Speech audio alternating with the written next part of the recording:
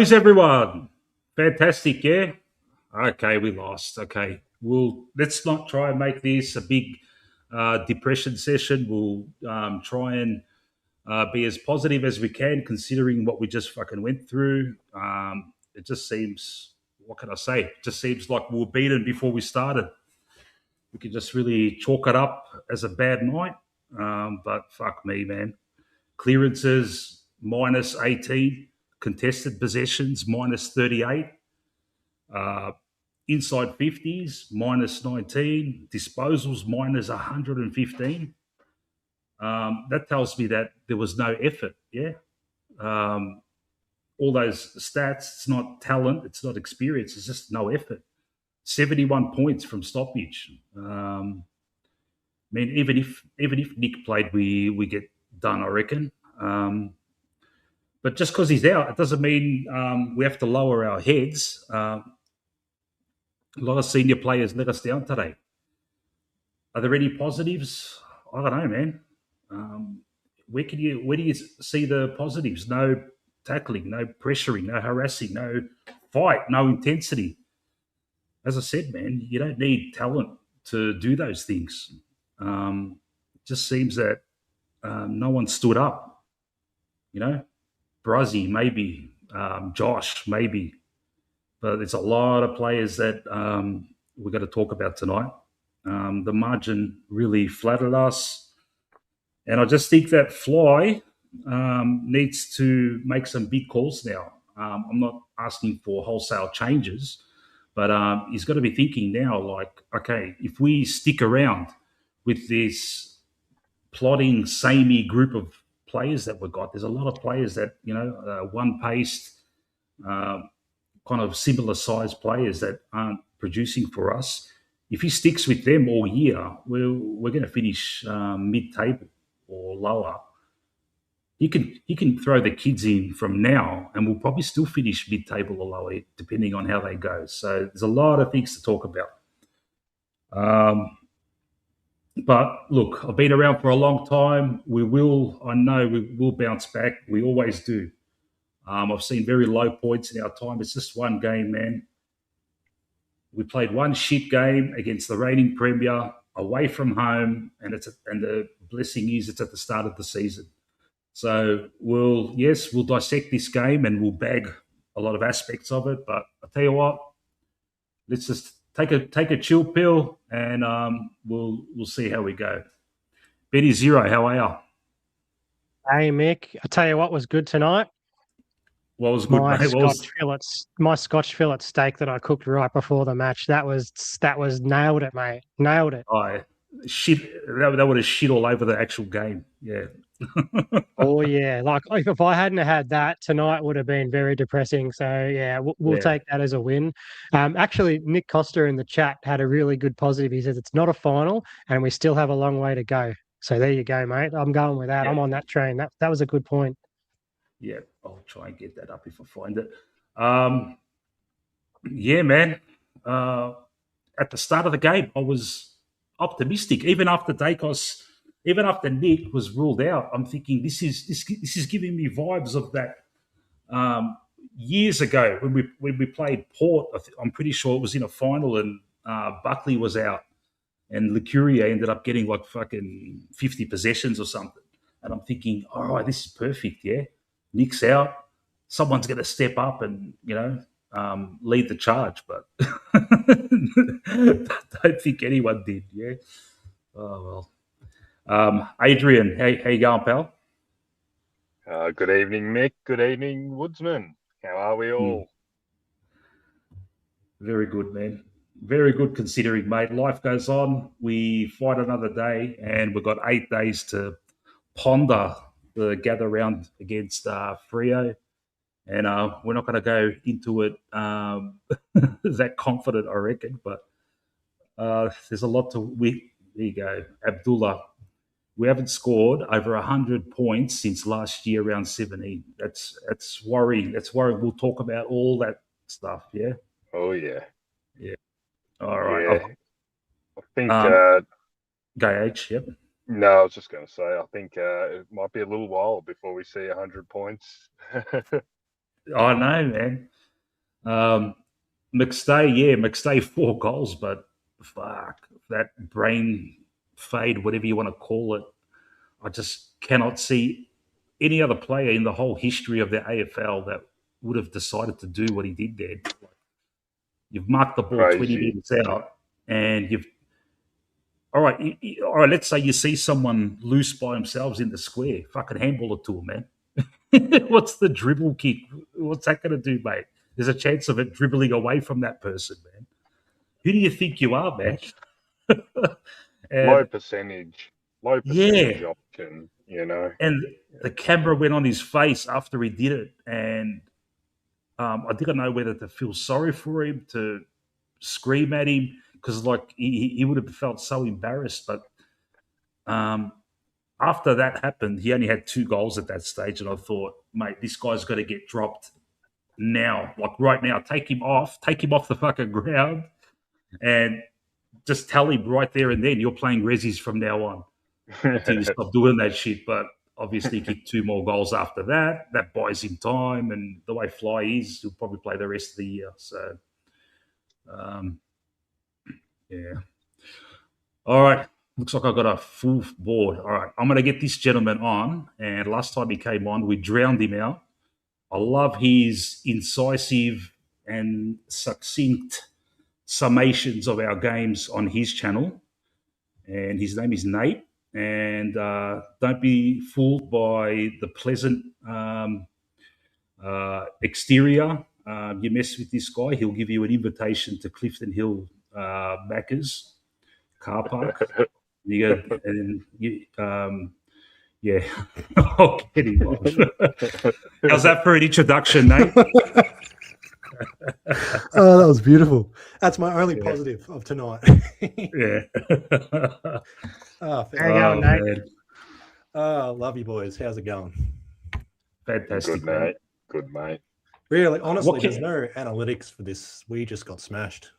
Straightforward. Yeah. You can't drown me out tonight. Just we're all feeling the pinch right now. Yeah. I was saying earlier, before I started the stream to Age, I was saying to him, this was a similar game against Hawthorn last year, late in the season, where they just fucking smashed us and there was nothing positive about it. And within 2 weeks, we were back, firing up and about again. So, as I said, man, I've been around for fucking a long time, man. I've seen a lot of ups and downs. So, look, you can bounce back from this stuff, man. But yeah, you just got to soak it up, man. The journos are going to go nuts on us. Go I was thinking about it might be an overreaction. I remember a few losses in 2013 where I started to realize we were maybe like a level or two below the absolute best.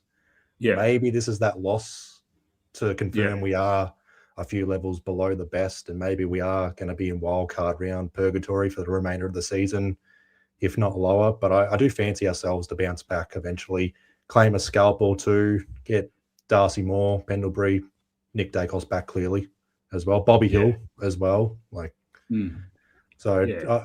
It's not the end of the world, clearly. It's a long season. I hope this is the worst loss in 2026 for us. Yeah.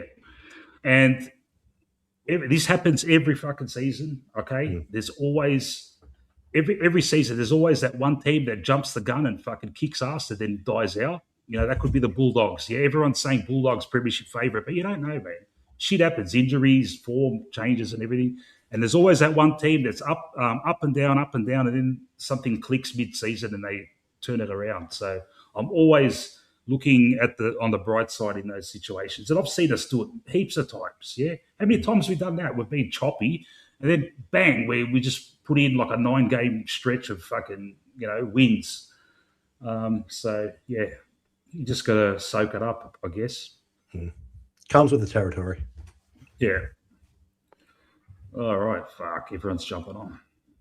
Here we got Ben Parsons. Hello. How are you, bro? Good. I'll probably keep mine short because it's nearly 2 a.m. here. Thought I'd stay up a little bit to have a little chat. Yeah. I just thought Brisbane were too good.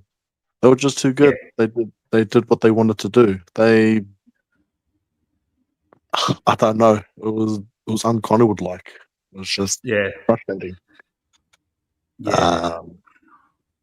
I thought Josh Dacos was all right, and McStay, but there were, how do I say? There were like bits and pieces from like individual players, but it wasn't enough to.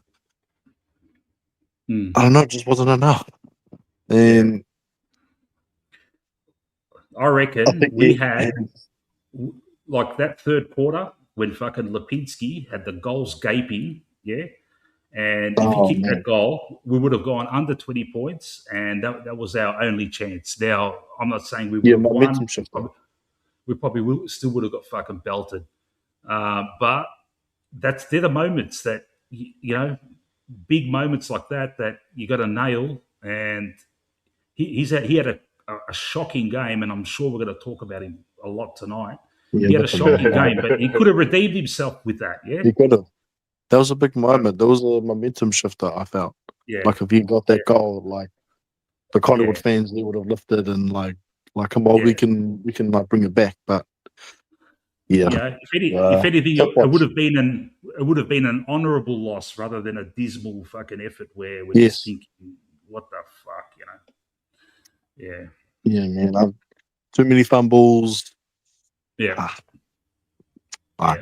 was a tough one, tough watch. All right, I'll get Matthew J. Matthew J. Okay, he started a stream. His channel, The Warble. Okay, started a stream about 2 hours before the game. Went for 2 hours. Did a watch along. So he left. So during the stream, we watched the game, but we reconvened at each break, and we came on and vented. So he's been at it for like good 6-7 hours, and I'll get him on now. And look, good man. We've all been saying, let's not get too pissed off on that, but I think the tune's going to change right now. What happened to the people? His man Hayes. The Hayes was okay, I reckon, man. Like, he did okay. He did some good things. Fucking Lipper gave him an absolute fucking hospital fucking pass. Oh, yeah. Bloody hell. Yeah. Matty, how are you, mate? Hey, g'day. Yeah, I'm traveling all right. Yeah, considering it's good. That's good. It's, yeah, and it's good. It was good to watch the game with people, and have a vent together. That was really good therapy during the game. Yeah, and my wife and the cats appreciate it as well because they normally are hiding under the beds, all of them together. So it was I stayed relatively measured, but I'm with you. I think it's just one of those games. We've been doing it since 2022 under fly. Yeah. Every now and then we just play awfully. The whole side just like we were playing games like this against Carlton and Hawthorn and others at towards the end of 2023, and then we won a flag. So I'm hoping, I'm just hoping that the VFL really come out and have a strong performance, and people in the side, the young guys, like demand selection. And so because Fly will be loath to drop anyone, and they've got to just be screaming to be picked so that there's nowhere to go for people like Lipper. It's time to go. It's time to go. Yeah. He had that he had that moment to redeem himself. Nothing. And like how many games can we take with missed like real half-hearted efforts at tackling? And I think we've just had enough. Even our friend Anthony was kind of like in agreement with us, I reckon. Yeah. All right. Everyone that's joining in, it's great to have 45 of you watching. Please, if you'd be so kind, like and subscribe. If you're new to the channel, I would appreciate it very, very much. Yeah. Okay. Let me get some other people on. Kevin, how are you, pal? All right, mate. Yeah. Stream the game on my channel as well. Oh, did you? Yeah. You're an absolute gun, mate. You're always doing these streams, aren't you? Yeah, especially when Collingwood's playing. Yeah. Look, I'm pissed, but like I said on my stream, it's only one game. Like, it's not like it's happened 3 or 4 times a year. Like I'd rather happen now than happen later on in the season and going to finals. And this time last year, we did the same thing to Brisbane Lions, and look what happened. And they won the flag. So we can still bounce back. Tough ask against Fremantle, but we do play well at the Adelaide Oval. But one thing that pisses me off a little bit, why would you then say in a press conference that Nick Dacos after a corky, he'll play, but then you pull him out late during the match? Surely you should say, no, look, Nick Dacos isn't playing. He suffered a corky. We're going to rest him for this week. He'll be back for the game against Fremantle. Surely that's what Fly should have said in his press conference. Why risk Nick Dacos now? Yeah, I know. What do you say, man? He probably he didn't want to probably reveal too much to the opposition or something. I can't really answer that. But where do we go? Where do we go from here, Kev? What do you reckon? What does Fly do from here? Like, there's a difference between what we would do. Like, I'm sure a lot of us would want to, make wholesale changes. So what do you reckon is going to happen from here? Well, Pendles will come back in next week, I think, for Ed Allen. And I think Sullivan will be out for Nick Dacos. So they're the most 2 logical changes that would definitely happen. Look, I would prefer to play either Cochrane or Will Parker, because I think Will Parker has got that. He may not have the height, but he's quick in defense. Yeah. So I think Fly will make only 2 changes for next week, but I definitely will keep Steam for next week against Fremantle, because you got Darcy and you also got Jackson as well. Yeah. But having said that too, I don't think I'll make any changes up forward, unless if you're gonna have the 3 key forwards. But I keep Elliot, I keep Membry, I keep McStay in there for now. And maybe have Darcy Cameron that can go in that forward line for a bit, because you know that Fremantle got some key defenders in there. So maybe you can swap Steen and Darcy Cameron as a forward ruck option. Yeah. So who mentioned that earlier? Who mentioned? I've been listening to so many streams today. Someone mentioned that earlier, that Cameron and Steen swapping forward. I can't remember who it was. Anyway, it will come up. Yeah. All right, Kev. Pre-game. Kev. Yeah. Do you remember that mention? Was that you? Yeah. That seems like a better idea than fucking just plonking McStay back there. Cameron's a better mark.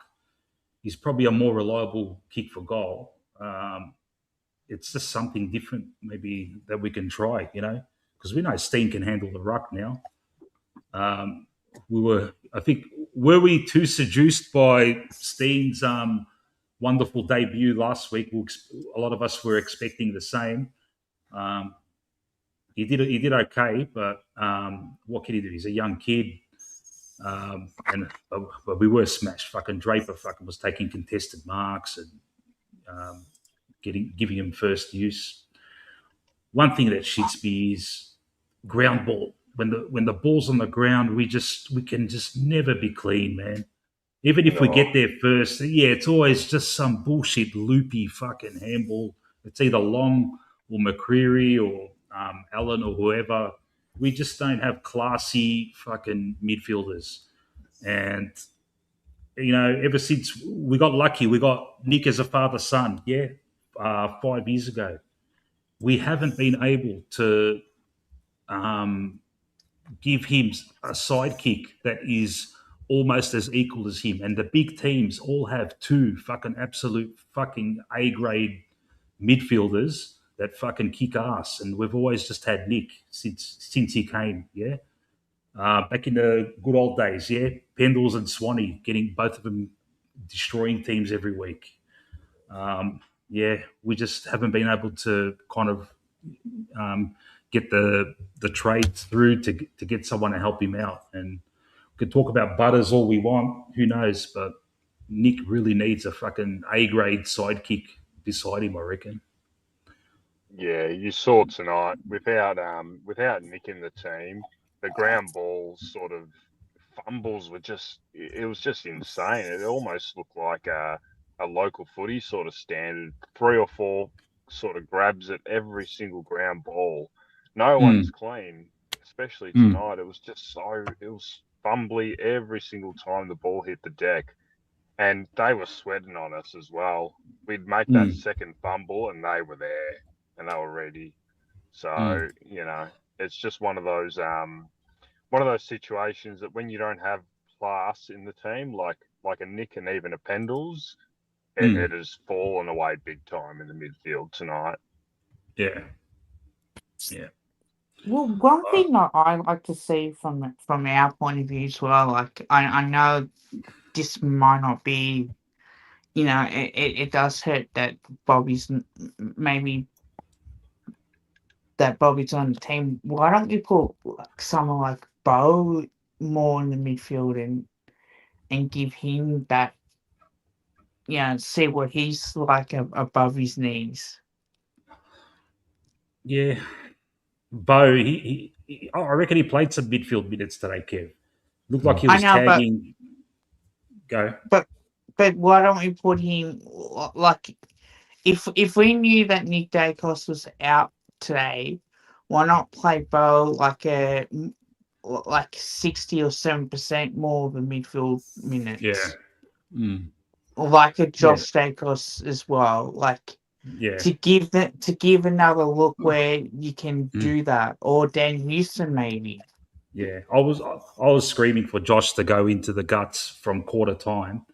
I think that move was made till 3/4 time, and when he did go in there into the middle, it just seemed that he was just trying a little bit too much to get the right possession out, and he was getting pinged holding the ball a lot.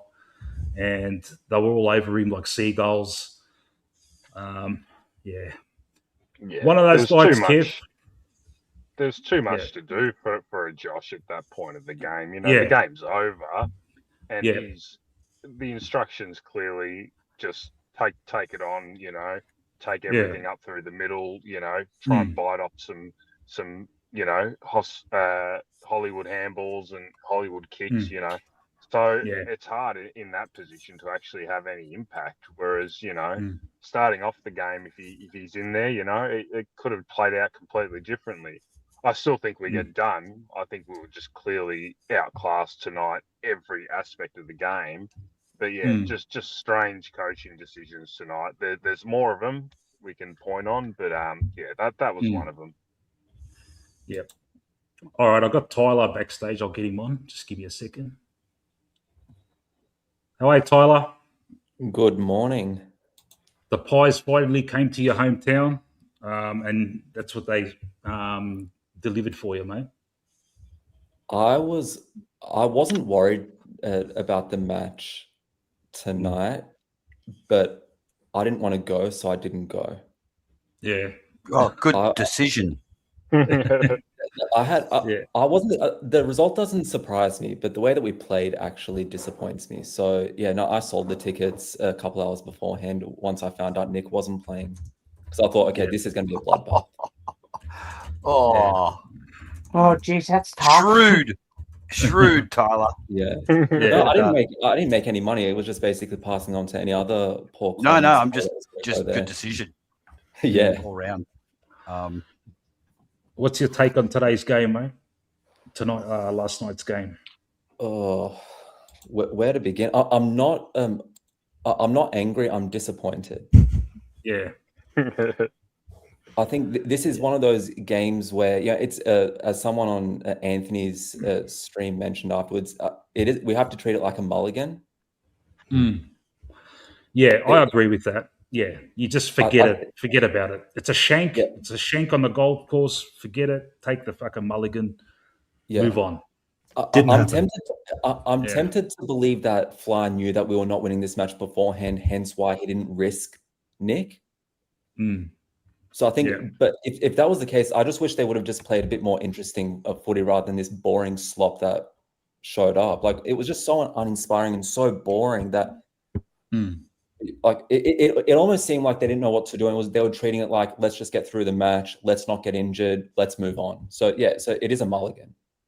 Yeah, it just seems this game plan. Go. Who was going to talk? I was just going to say, Tyler, my wife would have done a better job. Now, I'm not suggesting my wife, nothing. I'm not disrespecting my wife. I love her dearly, but she's not that experienced as an AFL coach. She would have done better. Like, she's just going, oh, why didn't that handsome guy start in the ruck again? I don't know, babe. Don't know. Yeah. Why he in her way? Why he do like that? Don't know, babe. Don't know. That was all of us tonight, I think, Matty. Yeah. But we can be friendly. There's only one positive from this match, though. Sorry, you go, Tyler. Sorry, mate. There's only one positive from this match, and it's that we were somewhat accurate in front of goal from the limited chances that we had. Yeah. Like, it could have been a lot worse, both ways. Brisbane kicked so inaccurate tonight. Yeah. Yeah. Oh, that's Benny said on Anthony's stream, mate. That was a 100-point win. 100-point win disguised as a 50-point win. It's just ridiculous, man. They should have fucking generous percentage booster, mate. Yeah. They hit the post more than we bloody took marks inside 50, I think. Yeah. I reckon they hit the post 5 or 6 times. Like, could have been a bloodbath and over real quick. Just to answer. No, go, Tyler. Sorry. There was a stat that I saw on the subreddit on AFL in the post match that the kick differential in this match was the most in VFL AFL history. Yeah. 129. Wow. Looked it. Wow. I'll tell you now. And it was like, I know the disposals were 115 difference, but fuck, that's like the most ever since fucking records have been taken. That's fucking VFL AFL history. That's what they said. Yeah, and fourth quarter was the most in a quarter at 40. Wow. Well, it's like we gave up. Yeah. Can I ask? Go, Kev. I was going to ask you guys something. Do you think they were a bit flat when Nick Dacos when Nick Dacos wasn't there? Yeah. Because that's what it sort of looked like. Well, the very first ball up showed it. Jackie? Yeah. Because after they kicked the first couple goals, Brisbane, then we got going. And it's just like, okay, here we go. Like, we're actually in it. And then all of a sudden, like it was bang, bang, bang, like in that first quarter. And I thought bits in the second and like third quarter, we had periods where we had dominance, but we just couldn't quite like put on the scoreboard. So, like, it's sort of like, oh, hang on a minute, like we're still in this. Like, there's still parts where, if we kick one more here, we're still a chance. So, like, I don't know, like, it's sort of interesting because I felt like it maybe affected them a little bit, but then then they got used to like, hang on, well, next time here we need to you know we need to adapt to it, and it felt like we did, and then we kicked the first couple goals, and McSay actually played well, and I will give him his flowers. He actually did kick 4 goals and played well, and I didn't like the fact they tried to dribble kick when he took that mark and try to give off to somebody, player in the goal square. But it did felt like that we were on after Brisbane kicked the first couple goals. So yeah, like it is interesting on how it happened.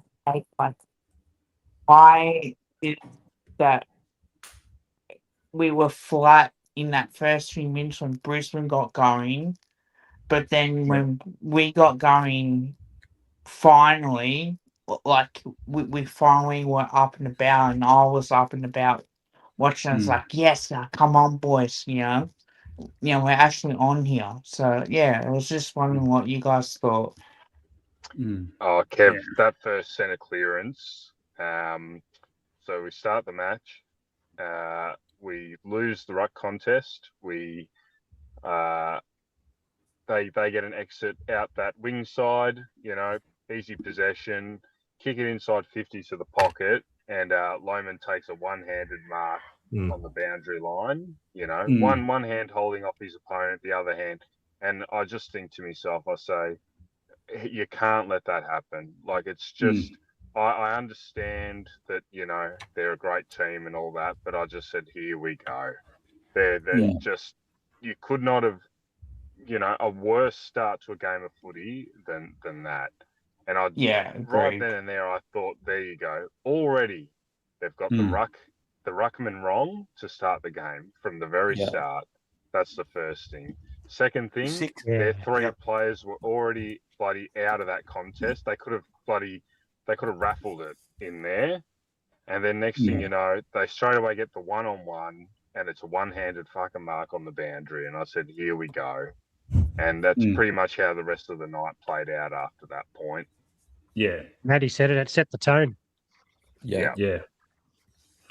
Now, this fucking chip fucking game plan of Brisbane. Now, they chip it around, they switch it around, and we're just fucking hanging back, and we just keep going more backwards as they chip it more forward. We keep going more backwards, and eventually they get a shot on goal. Now, why doesn't he just go man on man? Just go man on man. Enough of this fucking zone, I've got to protect this fucking area of fucking space. Change it up. It's not working for us, man. Just fucking I go man I on didn't man. like that. I didn't like that at all because we allowed them to have over 100 marks. And I said in my preview, if we allow Brisbane to have over 100 marks, they win the game. If we pressure Brisbane, and I showed clips of what St Kilda did, I showed clips of what Sydney did and what the Bulldogs did as well, that's how you beat them. You got to play faster, and you got to put a lot of pressure on. And if the start, I think, in the St Kilda game last week, they won the hit out St Kilda, but they lost the clearances. And it took Brisbane the last quarter just to get going. They weren't even dominant at all. And the only reason why they won is because St Kilda didn't kick accurately. So if St Kilda kicked more accurately, then they would not have gone down like they did. So I cannot believe we had we lost all those big stats, disposals and all that, but we beat them in the turnovers. But I reckon But when we turn it over, we don't settle and kind of all right, let's do this right. It's kind of like panicky. It's diabolical.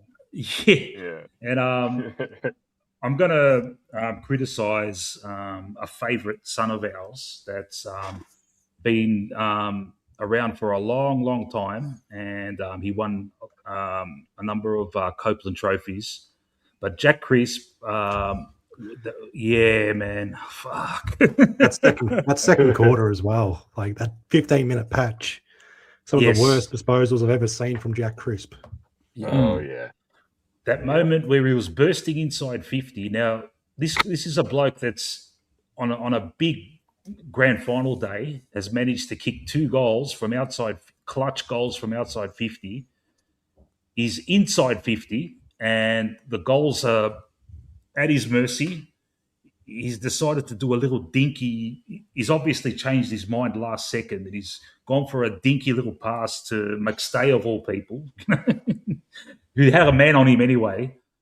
And mate, just kick the goal crispy, man. Seriously, Lipper did it as well. Moments, man. We used to be the moments team, yeah. Play the moments. Comeback kings. Yeah. It's gone. It's gone, and it looks like I haven't seen it for a while actually, and it just looks like I've come to this conclusion that if Fly's at a crossroads now, he's got to persist. He's either going to persist with the old guard and probably finish mid-table, yeah, or start playing kids, and we'll probably finish mid-table anyway if some of these kids come up. You know, they might not be ready, but they're hungry. They're young kids. They want to have careers, and there's a lot of dead weight at the moment, man. A lot, and I don't want to say it, man, but Crispy had a lot of the ball today, but it was so erratic. But Lip is the one. Lip is the one that, and I can almost guarantee you, I'll guarantee you that Lipper won't get the chop. I guarantee you. That'll hurt. No way. That'll hurt if he suits up next week, because it's not one down game for Lipinski. It's one down year. You know. Yeah. It's more of a consistent thing that we've seen from Lipinski as well. Yeah. Yeah. All right. You know, Manny puts it perfectly with Lipinski. We got a VFL Dogs player when they were, you know, a bottom 8 sort of side.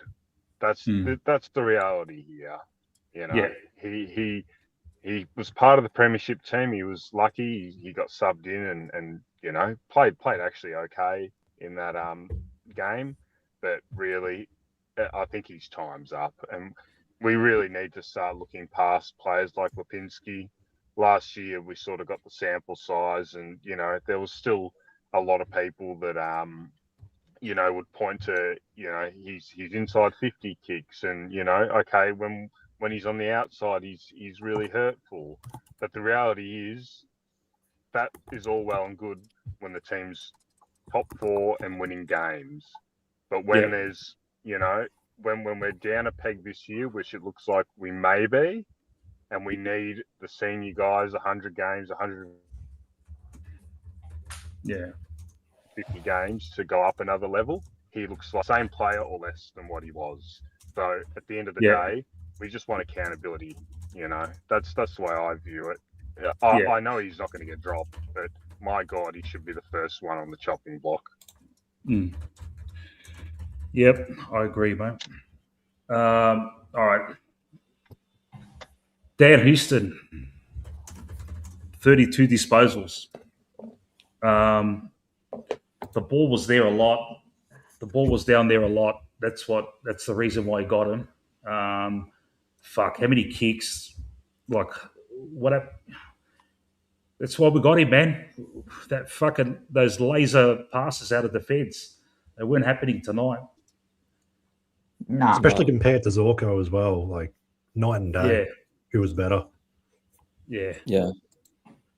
He's man.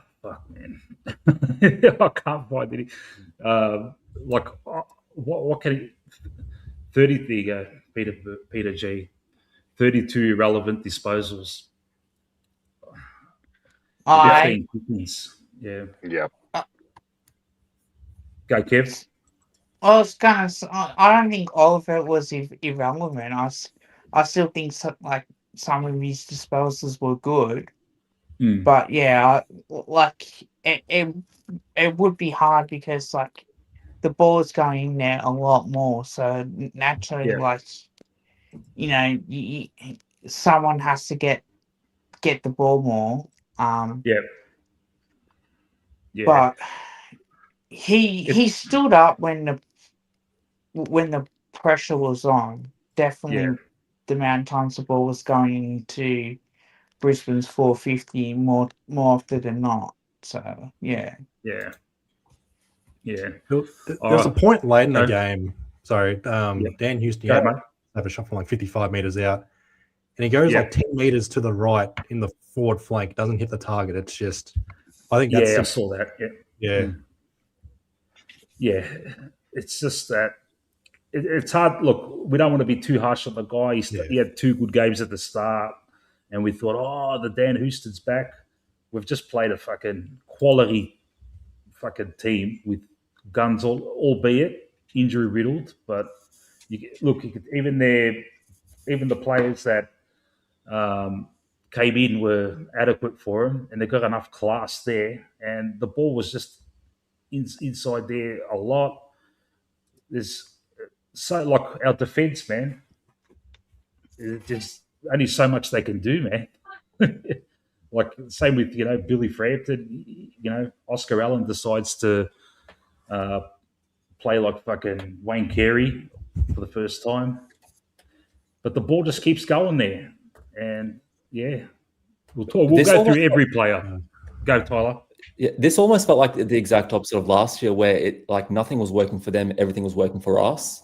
And last night, nothing was working for us, everything was working for them.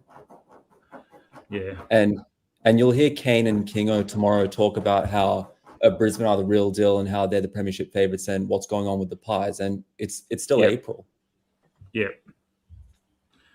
Yeah, I know. That's the only silver lining, if you can call it, man. It's early days. I want to try and keep these as positive as I can. Yeah, of course. I've totally contradicted myself, and I've gone into doom and gloom mode. But well, as I said, man, I've been here before, man. I've seen it all. Josh Dacos, Nick, his brother, pulled out. We turned our eyes to him. Josh, we need you to be Nick today. Fly only gave him that chance in the second half. Tried his best. What else can you do, man? Got pinged a few times. Disposal wasn't adequate, but I'll give him a pass. They've listed him. They've listed him as our best player. You can't argue with that. Anyone want to add to that? I don't want to be too negative, but why is he playing 75% game time or less in recent weeks? He's not. He had the shoulder last week, but surely you'd have him playing a lot more than 75%. So that's 3/4 of footy. We needed him for a little bit more. I know it's not gonna. It didn't cost us the game, but surely we utilise him a little bit more impact at half back, on the wing, in the midfield. No expectations, to be honest. So I don't get it. But I'm not trying to. I don't want to be too negative on it. It's a pass mark for me as well for Josh Dacos tonight. But hopefully more game time. Yeah. And the best of a bad bunch. Pretty much, yeah. Well, we'll get to the bad bunch. I've got the stats up there, and it's going down in order from number of disposals. So no. There's going to be some serious talk coming soon. If I can say something about Josh, the only thing that worries me about him and his game last night is he's kicking into inside 50. He seems to not be able to find the target. Yeah. Could that be a testament to our forwards not creating space from their defenders and giving leads or anything? I noticed on 3 occasions, because it seemed like it was a trend, he always seems to find the one forward who's being marked against 3 defenders. Yeah. So it could be a testament that our other forwards are not contesting. Yeah. But he seems to find these packs where we're outnumbered already. Yeah. Yeah. All right. Bruzzy Maynard. Yeah, He tried I his thought- ass off. He I tried thought his he ass was our off. best. Yeah. I thought He- I was Yeah, going to he say probably our best should've. player. Yeah. I thought it was the He- best player. He gave the ball away a couple of times, and the commentators were harsh on him. But man, he's just trying to create something for us, mate. And we're asking a lot from him. And yeah, and he's had a good start to the season, Bruzzy. So I'm not. Yeah. Ned Long got how many 22. disposals? I need my glasses. 22 disposals. Fuck. No, 18 handballs and below 70% disposal efficiency. No, Yeah. no positive. No. No. Not the no. How many tackles did he get? 3 as opposed to 11 last week. Jeez. He's another one, man. You just can't trust him, yeah. You don't want to get the ball out of a stoppage situation and it ends up in his hands and it's like, oh man, you know. One dimensional. Yeah. I think the VFL is going to be interesting tomorrow. Very interesting. There's going to be a number of players that, if they shine, they'll probably have a look in. Yeah. Has there been another player who hates kicking as much as Ned Long? Yeah. Well, yeah. He's only got a right foot, and that's shit, you know. So there you go. Yeah. Yeah. Just completely. See, I've been big on defending Long. Not defending him. He has been down this year, but I've been big on, he's got a bit of a role player, but that's got to be one of the most irrelevant 22 disposal games I've seen for a long time. Yeah. Almost baffling that he's ended with 22 because it feels like he had zero impact on the game. Not that anyone else really did, but just poor. You can't have what did Nate say? Was it 18 handballs at 70%? Like that's shocking, really. Yeah. And with Long, on the previous streams, we've been calling out Longy, mate. We need you to get more posies, and he's finally done it. But, if he wants to make it as an inside mid, you can't just look. The tackling fantastic, not tonight, but in the past. And the shepherding and the pressure acts and all that, all good, man. But if you're not getting the ball in your hands as well and distributing it, like you did that first half of last year, where some of us jumped the gun, including myself. Calling him, like a Cripper type player. Cripper in his prime, not shit Cripper now. I just had to throw that in because I know there's a couple of Carlton guys. They'd be loving it, mate. But at the same time, mate, I'd rather be us than them any day. Any day. Yeah. Jordan DeGoey. Interesting. Where's that pack crashing Geordie that we know and love, huh? Kicked 3 goals in that first game. We're waiting, man. With a lot of the anticipation before the season began was, Geordie's full preseason. He's going to fucking smash the midfield. It's not happening, man. And where the narrative has kind of gone to, okay, he's going to be predominantly a forward now and pinch hitting in the midfield. And that's where it looks. He tried to give us a spark, kicked that good goal from 50-odd. Another time he had a chance to pass it to McCreary, who was 20 metres out. Didn't do it. Went for the fucking bomb, fucking shanked it. I'll give him a pass for the reason just from past exploits. He's... that if we fucking creep into the finals, he'll bring it on. You just know he's that type of player. But we just want to see more during the home and away, Geordie. What did you get there, mate? Fuck, look at the discrepancy. Our fourth highest disposals was 22, and then it drops to 15. Yeah. Yeah. The one thing with Geordie that shit me tonight was that 50 deep in our forward line he gave away. Like that back to the 9 rules been in for like 5 years now. I don't want to be too critical because I know you're out there, heat of the moment. All right, you should know it by now. Yeah. Oh, that's the fundamental. See, when people talk about the 1%ers, now in tonight's game, it's irrelevant. We would have got slaughtered anyway. But okay, if he doesn't know that fucking rule, what happens in a big final or something? You know, where it could actually cost you a game. You know, it is just blows my mind how simple little 1%ers like that players can get wrong, and that's just infuriating to me.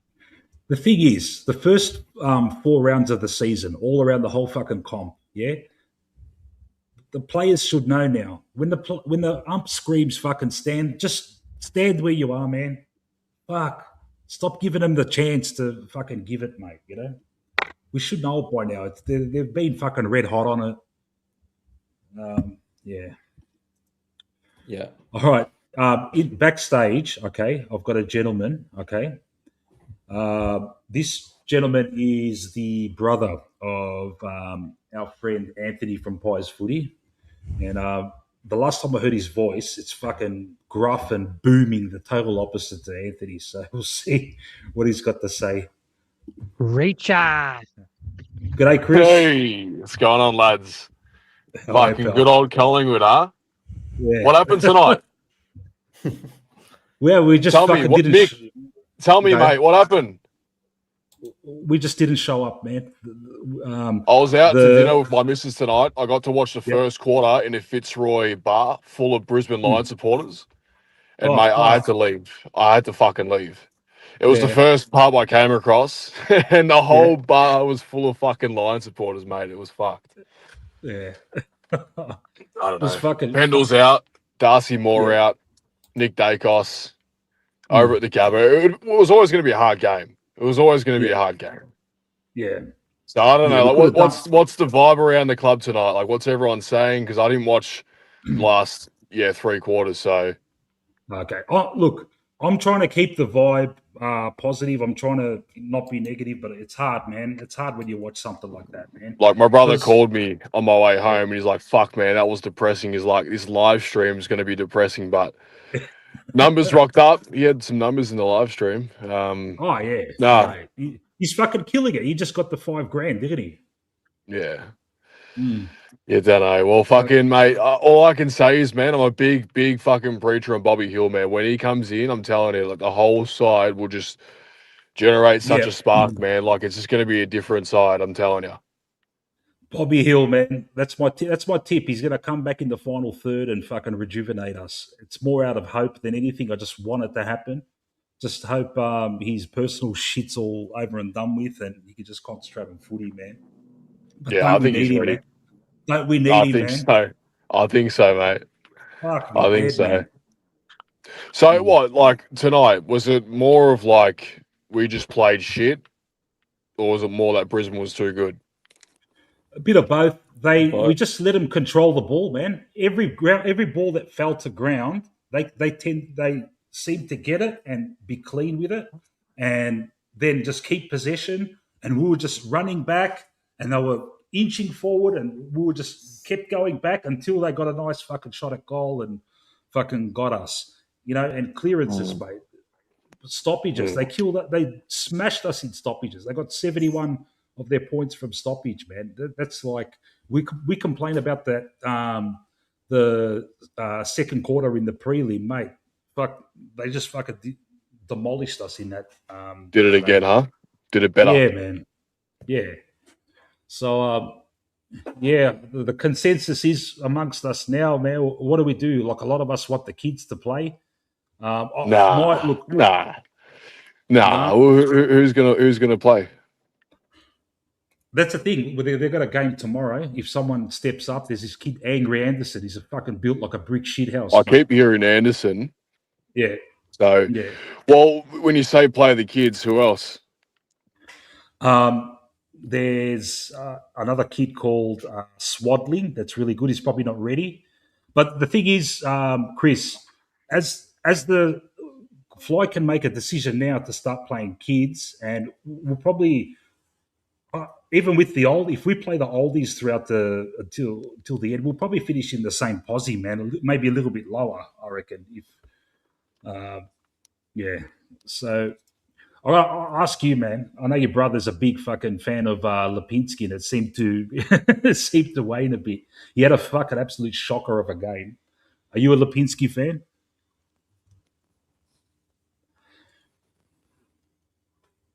Chris dropped out. There you go. He's probably still getting smashed. He's probably still getting smashed somewhere in Fitzroy. I think the thought of Lipinski made him. He just said, "Fuck this." Yeah, yeah. As soon as I said it, yeah. Good one, Ange. He might come back on. If he comes back on, I'll get him straight back on. Benny, I'm intrigued. The nickname Reacher, where does that come from? Is that a private joke that can't be shared on? No, it's a good one. This. So Anthony's brother Chris, who was just on, he's an absolute beast in the muscle department. And if you've ever seen that show on TV, Reacher, with Alan Richson, mate, these two side by side, you'd be like, "Ooh, who's the biggest?" I don't know. Yeah. So I've given him the nickname Reacher. I've only seen a picture of Chris. All right, he's got a YouTube channel where he does gaming or something, and he looks like Anthony. But if someone ate Anthony and absorbed Anthony's body into his own, and he's just this big fucking monster, mate. Yeah.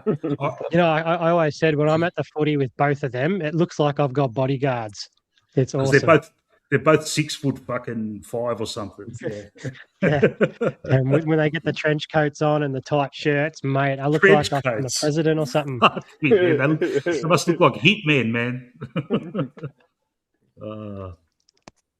Hey, people on the panel, people in the chat, my cat is busting my chops to feed him. He's fucking scratching boxes and shit. I'm just going to feed him because he's giving me the shit. So I'm going to be 1 second. Poor you, man. Poor you.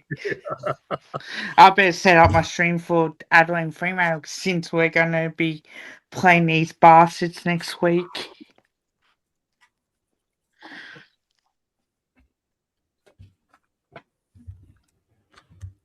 So how about them pies?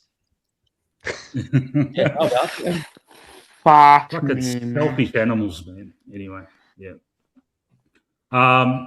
Matt, I see you got some screenshots here for me to share. Yeah, don't share them yet. Okay, I'll wait. No worries. I'm going to put something. I'm going to remove them actually, but I'm working on something.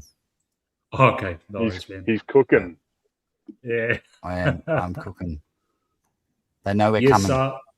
Stefanos, my cat's called Boris, and how's he taking the loss? I don't think he gives a shit, man. He's just fucking rummaging his face in a whole bowl of fucking whiskas right now. Yeah, so who we got next?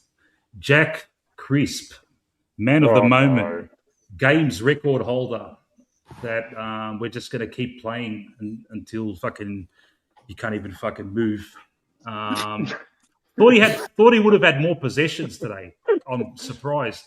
Like I thought he would have had more. He seemed to have had like 20 touches or something. Yeah, man, fucking fumbly, mate. He was that fumbly. He was playing like some kid that in his first 10 games that fucking is still trying to get the handle of the game. You're that experienced, man. Fuck. Hey, why are you fumbling so much? Get that out of your game, man. What are you going to blame it on? The fucking up the evening dew on the ground or something on the on the Gabba ground, but fumbly, erratic. He fumbles a lot though recently. Yeah. Yes, he needs to stop doing that because that's starting to get like annoying, but also it gives like teams a chance to really tackle him. Yeah. So I don't know if it's he's starting to get towards the end of his career or not, but yeah. It's certainly that since he's passed his games record, whether or not he's getting comfortable or whether or not like they're playing him for the sake of playing him just to get more games under his belt, so therefore no one can get this games record thing. But yeah, it needs to. Yeah, it's okay. It's okay to drop a player, and I think we're too scared to do that.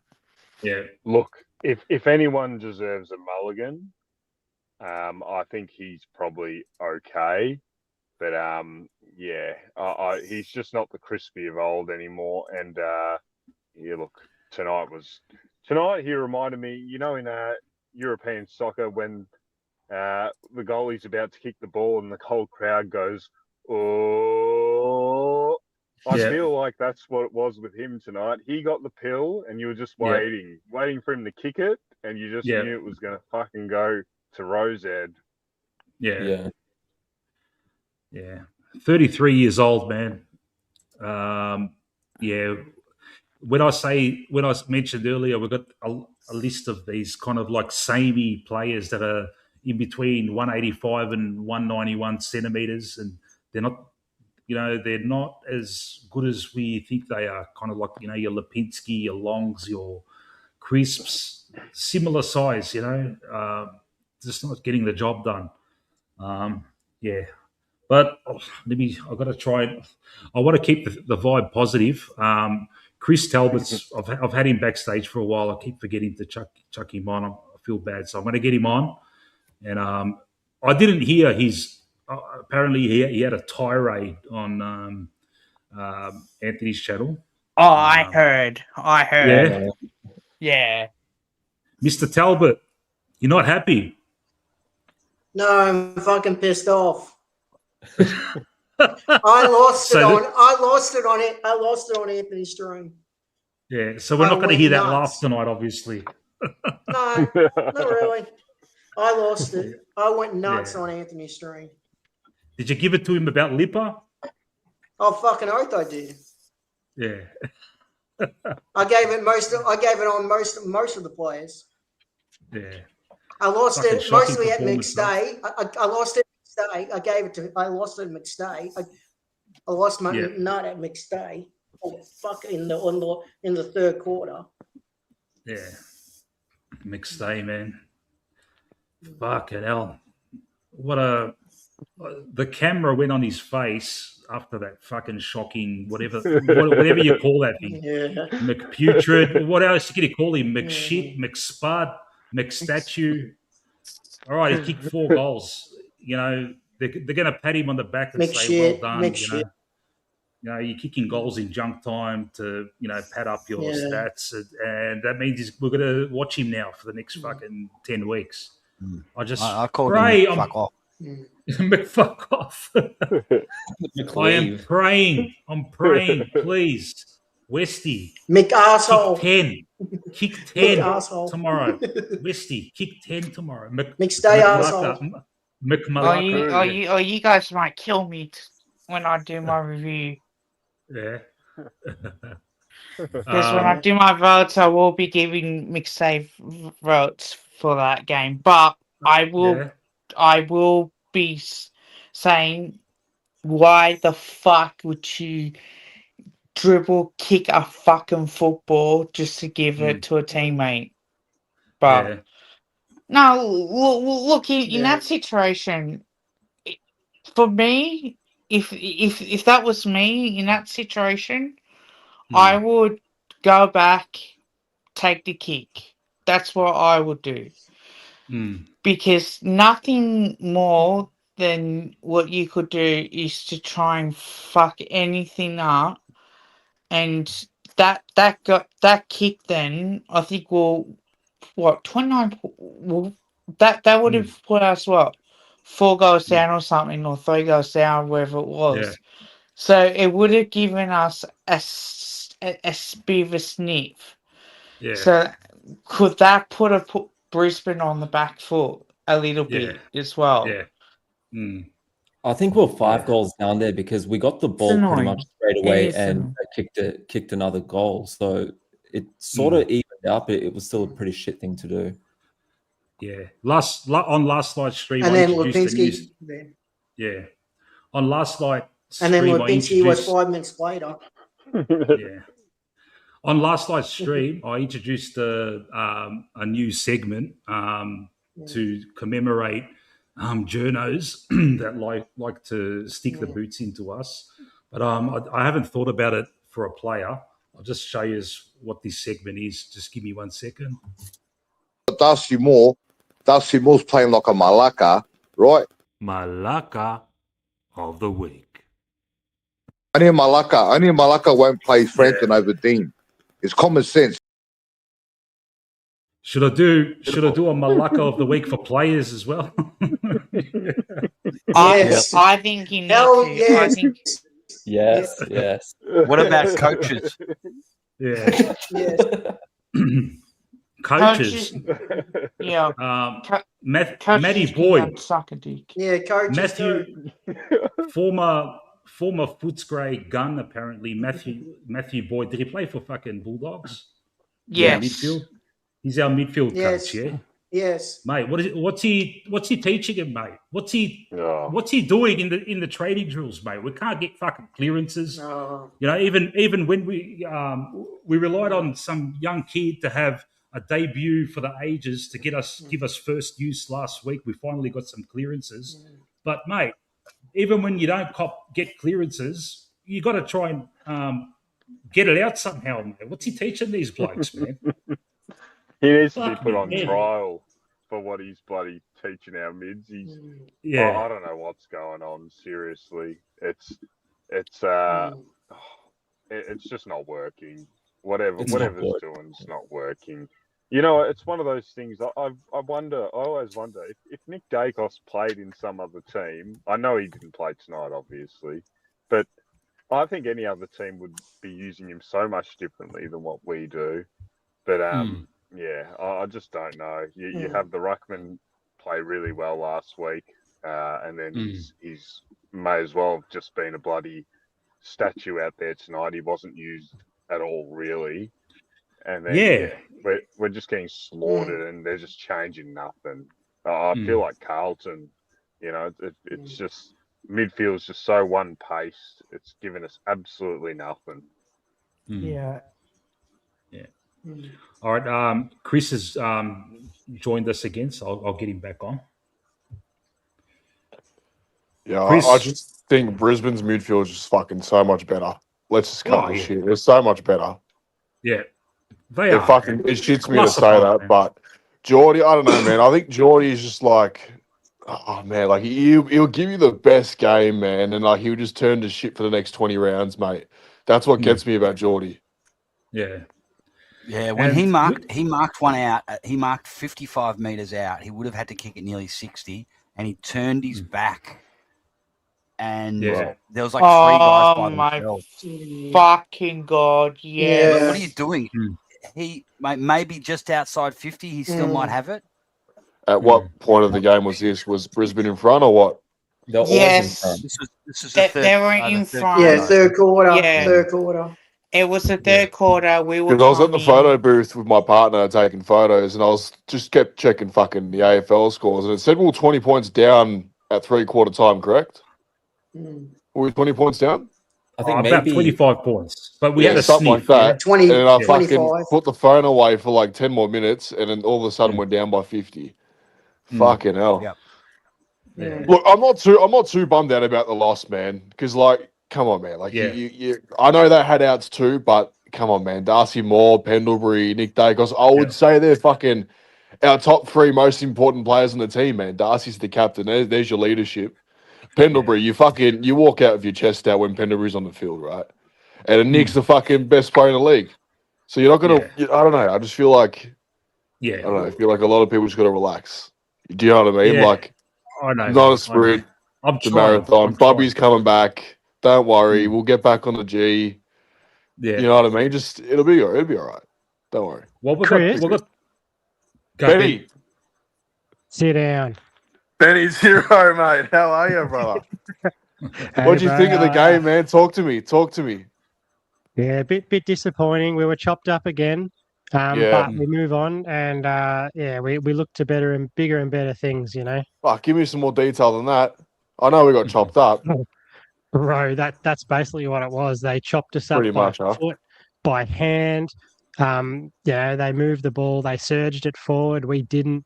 We sucked, mate. Like, we really just had a lot of out of sync passengers tonight. Yeah. And we can build on it. Yeah. That's what we have to do. Like I said earlier before I cut off, like I went to that Fitzroy pub and I watched the first quarter. I felt like we battled pretty well in the first quarter, right? Yeah. What was I saying? Was I saying that correctly? Like I was there No. having a beer, like having a good time. All the fucking Lions supporters were fucking going crazy. But like, I don't know, I feel like they're always ahead, but I don't know, the actual play of the game, like I felt like we were just bringing it to them. I don't know. Yes, because We competed very well. Yeah, they I mean, kicked the the first first two minute goals set the and we tone. kicked the 2 goals, and then they went bang, bang, bang, and then I think we got like 3. What's we with that kicked disposal 3 count too, man? We've got so many fucking players just like under 16, 18 disposals. I just checked that as well. We couldn't get the ball, man. We just What couldn't is get the that? ball. They kept it to themselves. We They got that kept other chipping away. that other goose. What's his name? Will Ashcroft. I reckon he's one of the. I've got it in for that bloke, man. I swear to God, that prelim last year when he does the championship fucking gesture when he kicks the goal. I don't know if any of you remember him celebrating like that, but fuck, man, that cunt gets me. Mate, they had something like 120 more kicks than us. It was ridiculous. Yeah. Oh, man. What do you do, man? What do you do? It's just a nightmare at the Gabba. That's it. Move on. Move on. That's why I say it. Like, I'll say it once more, man. Like, I'll never, ever, ever be so hard on myself or all the boys if you lose to Brisbane at the Gabba, man. Like, don't worry about it, man. Everyone gets smacked at the Gabba. Everybody. Yeah. Everybody. Yeah. So it's just like, don't worry. Yeah. All good. We'll be right. We'll bounce back, mate. Fucking hell. That's it. We have to. We'll respond. I think cunts just underestimate our outs, bro. I know they have outs, but fuck, man. You know, Pendles, Moore, Nick, like, come on, bro. They're like literally in your top 5. Like, who they have? Gardner, Andrews, who else? McCluggage. Yeah. Andrews is a big out, but Chris, man. He comes in. You think McStay's getting fucking 4 goals? No fucking chance. It would have been a blessing. What did he end up in? What did he end up with? 4 goals too, was it? Yeah, he did. Did you see? I heard you say a lot of the goals were junk time as well. Yeah. Did you see McStay's fucking brain fart? Nah. What do you do? All right. He took a mark. He's 20 meters out. 20 meters out. Yeah. What do you do when you're 20 meters out? You turn your back on the goal. It's an easy goal. You go back. You kick it. We're fucking that goal. If he kicks that, it puts us under under 20 points. Yeah, and we're back in it. Yeah, momentum and all that. Yeah. What do you do? He sees someone by himself in the goal square. Instead of hand passing to him, he tries this little dribbly kick to him. Yeah, and it just fucking. Hang on, so he's taking a set shot 20 meters out, and it was one of our boys free in the goal square, and he dribbles it to him. Yeah, and it just didn't even reach him, and it was just an absolute fucking. That just sounds like a Dan McStay thing, doesn't it? Just seems like something he'll do, eh? I didn't know whether to feel embarrassed for him or fucking disgusted. I've never rated that cunt, man. He's the biggest fucking tin ass I fucking ever seen, man. I don't, mate. Like you know, you look at the difference between him and Myercheck, mate. Like, mate, McStay's got so much more talent than Myercheck, but Myercheck just wills himself, man. He just had that heart, bro. McStay doesn't have any heart, man. He's a fucking tin ass. You'd rather Myercheck over McStay any day, man. Yeah. Because at least Myercheck, the cunt, you know, he crashes parks, fucking kicks goals. Like, McStay's not even doing that, man. Well, he takes a couple of cute marks, fucking an all right set shot on goal. Like, come on, man. You need to be more than that. Yeah, man. there's a lot of guys Paper we tiger. can talk about now. Yeah, and he's still living off that 2023. Leading up to the fucking finals where. For some reason, I don't know, everyone was saying he was fucking playing like Wayne Carey. He was doing all right, but he wasn't that good. Fuck. Sorry, Matt. So those, I don't know if you need to allow me to share. No, I've got him here. I've got those in. So Fly likes to use this analogy, a cricket analogy, about how all of a sudden he's a risk taker. Mm. He's a risk taker at selection. So you got to take a shot at the stumps. Mm. So Fly, that would be a shot at the stumps. Selects Cochrane versus the Saints. That's Ricky Ponting. Remember the runouts Ricky Ponting used to do? Yeah, yeah. One stump. That would have been a shot at the stumps versus the Saints in round 1. Yeah. All right. So show the next one. Yeah.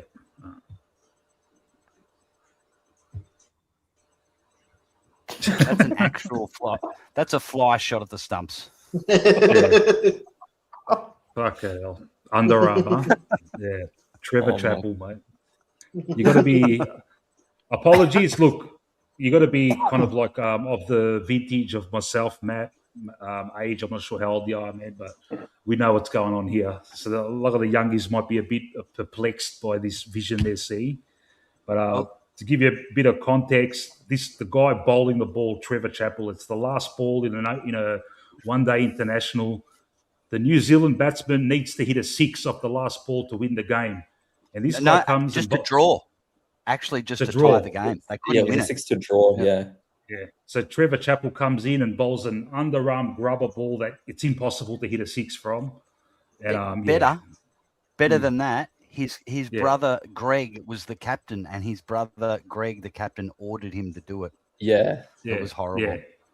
Yeah, felt sorry for him. Yeah, but and that's what he's remembered for in cricket.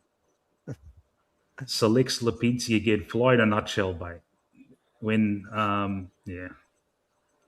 Did Charlie Cameron play tonight? I see him hobbling off the ground. I don't know if he came back on. Yeah, he played. He didn't kick ass, but right at the start, he copped he fell down. He went to jump for a mark, fell down, fucking hurt his hip, and it was with Jez. When it was a contest between him and Jez. Yeah. But how did he go tonight, Jez? Big Jez of hell. We'll talk about him. That doesn't sound good. He seemed to be always behind his opponent for some reason. Like there was a lot of leads coming out from Logan Morris and that. And why is it that cunt always kills us? Logan Morris. I know. He's a kid, isn't he? And he's not even a monster, man. He's just a. He's not even. He's a fucking. Yeah. He's a cat, man. How's he like? Yeah. Only our defense would just let some cunt kick goals like that, man. Yeah. I don't know. Our defense is good, man, but I just feel like sometimes certain players get the better of us, man. I remember back in the day, our defense in 2011 and 2012, even 2013 was okay. We'd have certain players that would always destroy us, man. Lance Franklin would always have a field day with us. I don't know. I just feel like certain forwards always get us. Even in recent times, man, there's always that tall forward that has a day out, man. And they never have a day out against other teams. Like that Voss from fucking Freo kicks a bad ass. That's the perfect, fucking Vossy. That cunt will be telling his grandkids about that because he'll never fucking replicate that ever. No, bloody hell. Exactly. Even Joe Danaher used to fucking love playing us as well. Yeah. And look, Billy Frampton tried his hardest, but the ball was coming in so often, man. You can't. Yeah. What can you say about the guy? He's trying, man. Poor guy. Yeah. He's played games. He's been the only one. He's only had one game with Darcy Moore there, which he fucking played really well. And now he's got Howie there, and Howie's old now, man. Doesn't jump as far. He's lost a bit of pace. He used to take so many intercepts, and we just got to accept that. He's on the way out. It's a tough ground to play on, man. The Gabba's fucking. It's smaller than the G, right? It is. Yeah. Yeah, it is. Yeah, it's a little bit narrower. Yeah. Yeah. All right. Who else we got here, man? We talked about Jack Crisp, Ed Allen, man. Ed Allen. Oh, fuck that. Edward Allen, do you want to be an AFL footballer, man? Do you? You know what I think about Ed Allen? I reckon he just lacks confidence. He's got so much speed. I reckon he's got skill. I reckon he just lacks confidence. That's what I see in him. I think if he just has a bit of confidence, man, he'll just, I don't know. You reckon he'll turn it on with a bit of confidence? I think so. I think he's just a bit afraid. I've seen him when he gets the ball, bro. It looks like he can really take off, but he just doesn't. He just doesn't. Like, he sort of just like shits himself when he has the ball in hand. I know that can't get, bro. That cunt's fast, bro. Like, he just doesn't. I don't know. He doesn't use his pace, man. Yeah, he was really fast tonight from when he went in. So yeah, like I agree. He needs to do it more. I think he just lacks a bit of confidence. I think if he just gets more games under his belt, it'll come through. But the thing is, you put him in the reserves, he fucking dominates. He gets fucking 30 possessions. You know, he's the best midfielder. Then you put him in the seniors. He's got no game sense, like no sense of the moment, sense of occasion. Yeah, I reckon I've said it. He just needs give him a job, fucking tagging someone. Tell him, stay on Dunkley, stay on him for the whole game. When we've got the ball, use your pace, run off and create an option. But when the ball is in dispute and when they've got the ball, stay on him, mate. And that's the way he learns, man. Fly's putting him on a wing. He just doesn't look. I understand if you want to be a midfielder, you got to first fucking kick ass on the wing and then you get tried in the midfield. But some people are saying throw him straight in the midfield, and I don't know, man. It's just our midfield's fucked as it is. You got to put him in there, you know. Is that midfield fucked, Mark? Is it really fucked? It's fucked. Or was it just tonight? Like, we got to remember we're missing Pendlebury Nick though, yeah, and we're not playing on the G. That's what I'm trying to say. Like, hey, it's one paced. It's very one paced. Without Nick, but are we one paced on the MCG though with Nick and Pendlebury in the side? Are we really that bad? Are we this bad tonight on the G? I don't think we are. Yeah. So I just think you got to look at it that way, man. Like I'll say it again, bro. It's hard to play up at the Gabba, man. It's but no, you're right. Our midfield is a bit fucking.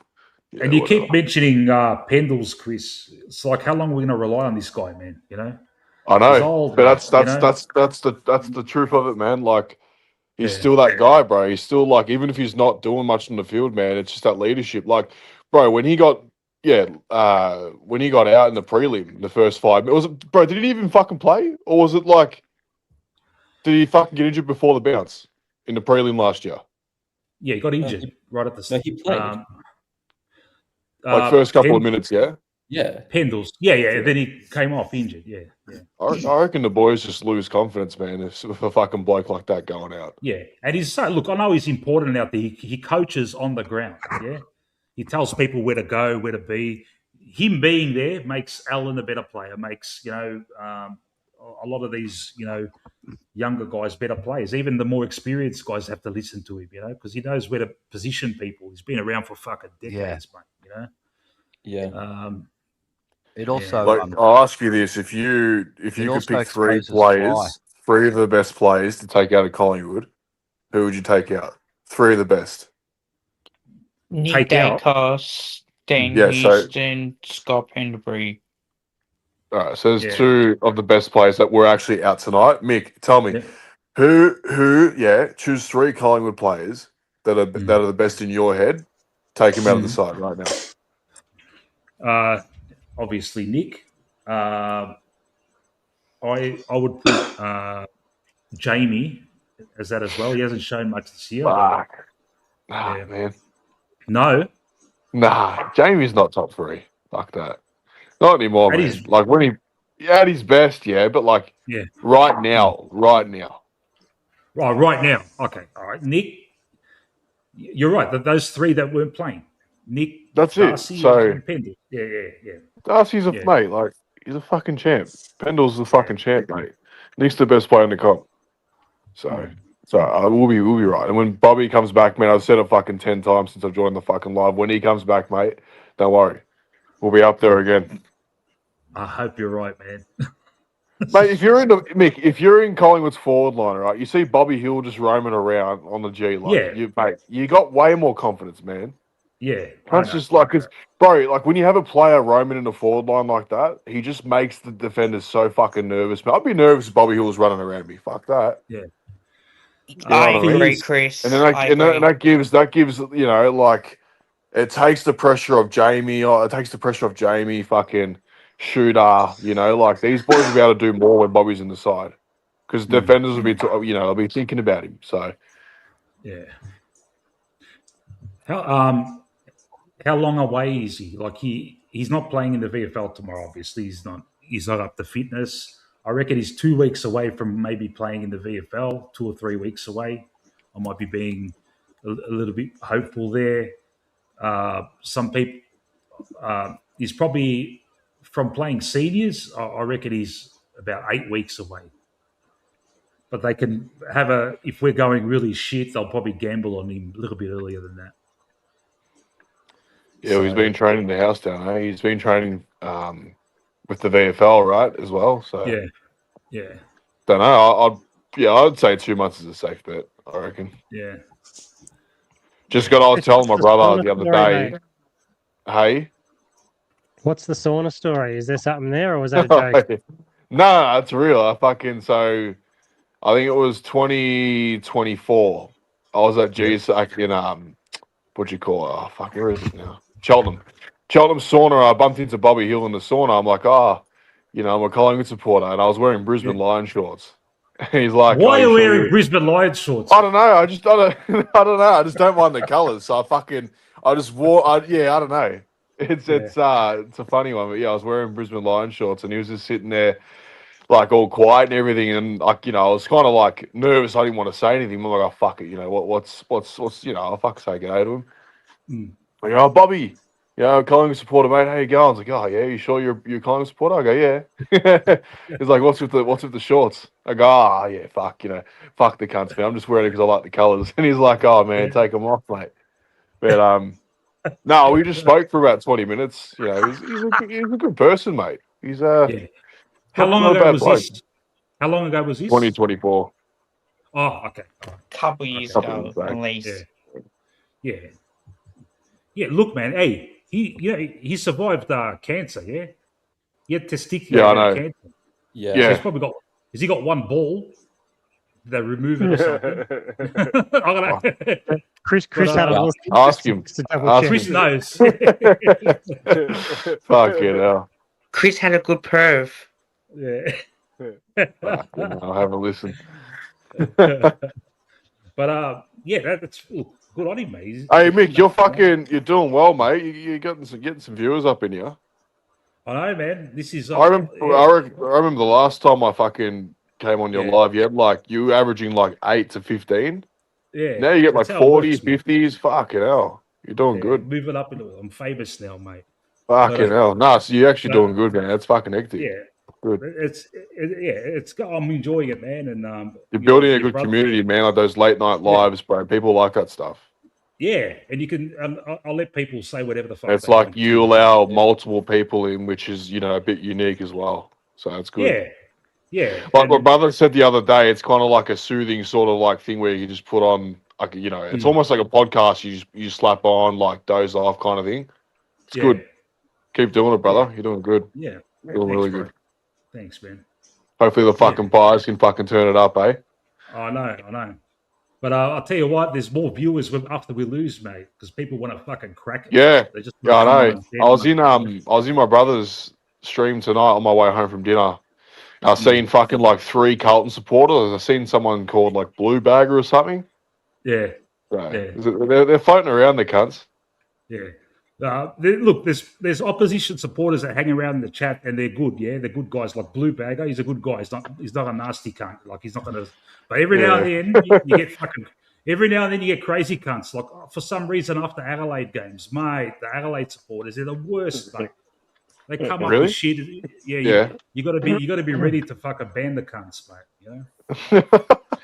Yeah. Fuck. Imagine supporting that team, bro. Fuck that. Yeah. Fuck, imagine supporting the Adelaide Crows, man. That's fucked. Yeah. Yeah. Who else would you rather barrack for than fucking Collingwood, mate? Fucking hell. No one, man. We've got a great Biggest, history, most mate. supported, most hated. Fucking hell, mate. Yeah.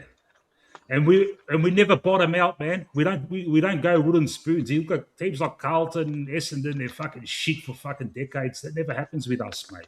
We might be shit for 2 years and we'll get in back your up opinion, yeah. In your opinion, who do you reckon's the most depressing AFL club at the moment? Carlton. Essendon. Mate, Essendon for fucking Essendon. sure. Yeah. Because Essendon can see that they're going to be fucking shit for a long time, mate. It's just depressing what's happened, man. Like the drug saga all those years ago, fucking all that shit, the rebuild, and now like, you know, they haven't won a final in how long? Fucking the merit drama, fucking the Brad Scott fucking comment he made, man. Like, just imagine supporting those cunts, man. And Carlton could be heading that way, but at least they'll get rid of Voss and they've got off the field. They're trying to turn it around, but I hope not. But yeah, I think there's a good comment that Rocco made on his Forever Rivals podcast 2 days ago that both teams are 20 years into their 5-year rebuild. Fucking oath, yeah, man. that's We've like won, 2 weeks. time, 2 weeks to flatten the curve turned into 2 years.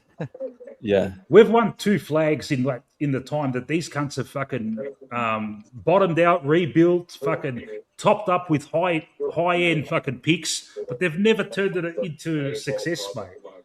They're fucking entitled, man. They're entitled, and we've got to hear about it from them too, mate. You know? Who's got the fucking Someone's thing got in the their background? YouTube on. Not me. Not me. Not me. It's Chris. I can hear Chris. Yeah, I just muted him. Don't let him know. Chris, have you got YouTube in the background? It's still going. Earth to Chris. All right. Me? No. No, not you, Talbot. The other Chris. Yeah, I'll just mute him for now. He'll probably go on a fucking massive tirade without knowing he's on mute. I do have a question. Hey, Meg. Yeah, go, Chris. Yes, I have a brother-in-law that's an Essendon supporter. I feel so sorry for him. Why feel sorry for him, mate? Fuck that shit. He's my brother-in-law. They've got 16 premierships, mate. No. Lay the boots in. Lay the boots into him, mate. No. What's his I don't age? do that. What's his age? What's his age, Chris? How old is he? He's almost 50. Your brother. Okay, now I don't feel sorry for him. No, he would have seen premierships in the 80s, Chris, man. Yeah. Fuck. If you said like 25, then I might feel sorry for him. Chris, trust me. Tell him to go eat a dick because they say he's more success than what I have. I would never say that. I would never say that. I get along with him too long. I get along with him. I really hope, Kev, I really hope we haven't influenced you in any way in the way you talk. Trust me, you guys haven't. I can't say that. I'm too close to him. Hey, Kev, you know you're my mum's favourite, and she will be very disappointed in you with that comment. Trust me, Kev was such a nice boy. Trust me, my mum doesn't even know half the shit that I speak about at work or whatnot. So the least she knows, the better it is. That's the way, mate. I rather speak my mind because I've watched I've seen Essendon win a flag in 2000. I've known I've had to witness Brisbane win 3 peats thanks to my cousin's a Brisbane supporter. So I probably might hear about this later on. And I've had a current supporter saying, that we're frauds, we're not top 4 on that. And I said to him tonight, I hope fucking North Melbourne beat those cunts. Just so the misery continues. Yeah, He's on fire, I'm actually Kevy, thinking that mate. Do you find like there's when it comes to Carlton and Essendon, you've got mates who are really good friends and and they're just they're good about football. You can talk about, have a sensible conversation, and there's others who are just cunts. So those arrogant fans, they might be your mate, but I just don't feel I want them to suffer. Because I've got a lot Hawthorn and Geelong mates are the worst for that. Actually, they're insufferable. Cannot talk to them about football. Nah, Hawthorn, I reckon, have been the worst in my experience over the years. All the ones I've met, I reckon they walk around with this arrogance. Oh, yeah, they're insufferable. I'm going to give Chris another chance. Chris Cassette. Mick. Hello? Yeah, Mick. Man. Back. Yeah, mate. I put you on mute before because you had YouTube in the background and it was. Yeah, I had your live stream playing, I think. Yeah, it's all good now. Yeah, no worries. Sorry, man. Trust me, Milkshake, nothing has fucking spiked me at any point. Milkshakes, mate. You're fucking banned from everywhere. Milkshake's in the chat. He's fucking banned from every other channel. I give him a chance, and he's tell the cunt go get fucked. Hey, Milkshake. Usually he's all right. He's all right. He's joking about me and my butchers. It's all good. Yeah. Kev, tell me go get fucked. Milkshake, how about you go and get fucked, cunt? Oh, you hear that, Milkshake? It keeps on fire tonight. Oh my God, man. You're how about go and suck a dick? Jesus Christ. Hey, Mick, anything else, Kev? money out of this. You're never going to be able to make $1 out of this, mate. Yeah. Go, Kev. Get into him. Kev's on fire, and I like it. I like it. Oh, man. I like the real Kev. Rowan Steele, pass. Yep. Absolutely. Yeah. Absolutely. Yeah. Only one that took the game on at times. Yeah. He's the only one looking forward. Yeah. Providing a bit of run. Breaking He lowers his eyes. Lowers his eyes too. Yeah. I think another bloke that some supporters were wanting dropped. And I'm just like, what am I seeing that others aren't? He looks pretty composed. He's not the sort of guy that's going to win us the game or anything, but bloody hell, he was fantastic tonight, I thought. Yeah. He was. Who else?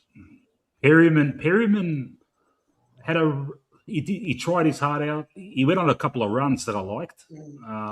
Turned it over a couple of times, which I didn't like. Very uncharacteristic of him. But as I said, man, the ball was just fucking being bombarded in there, mate. Yeah. And it's a pass for Pezza. Yeah.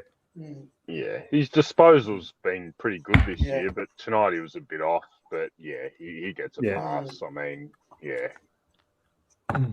Yeah.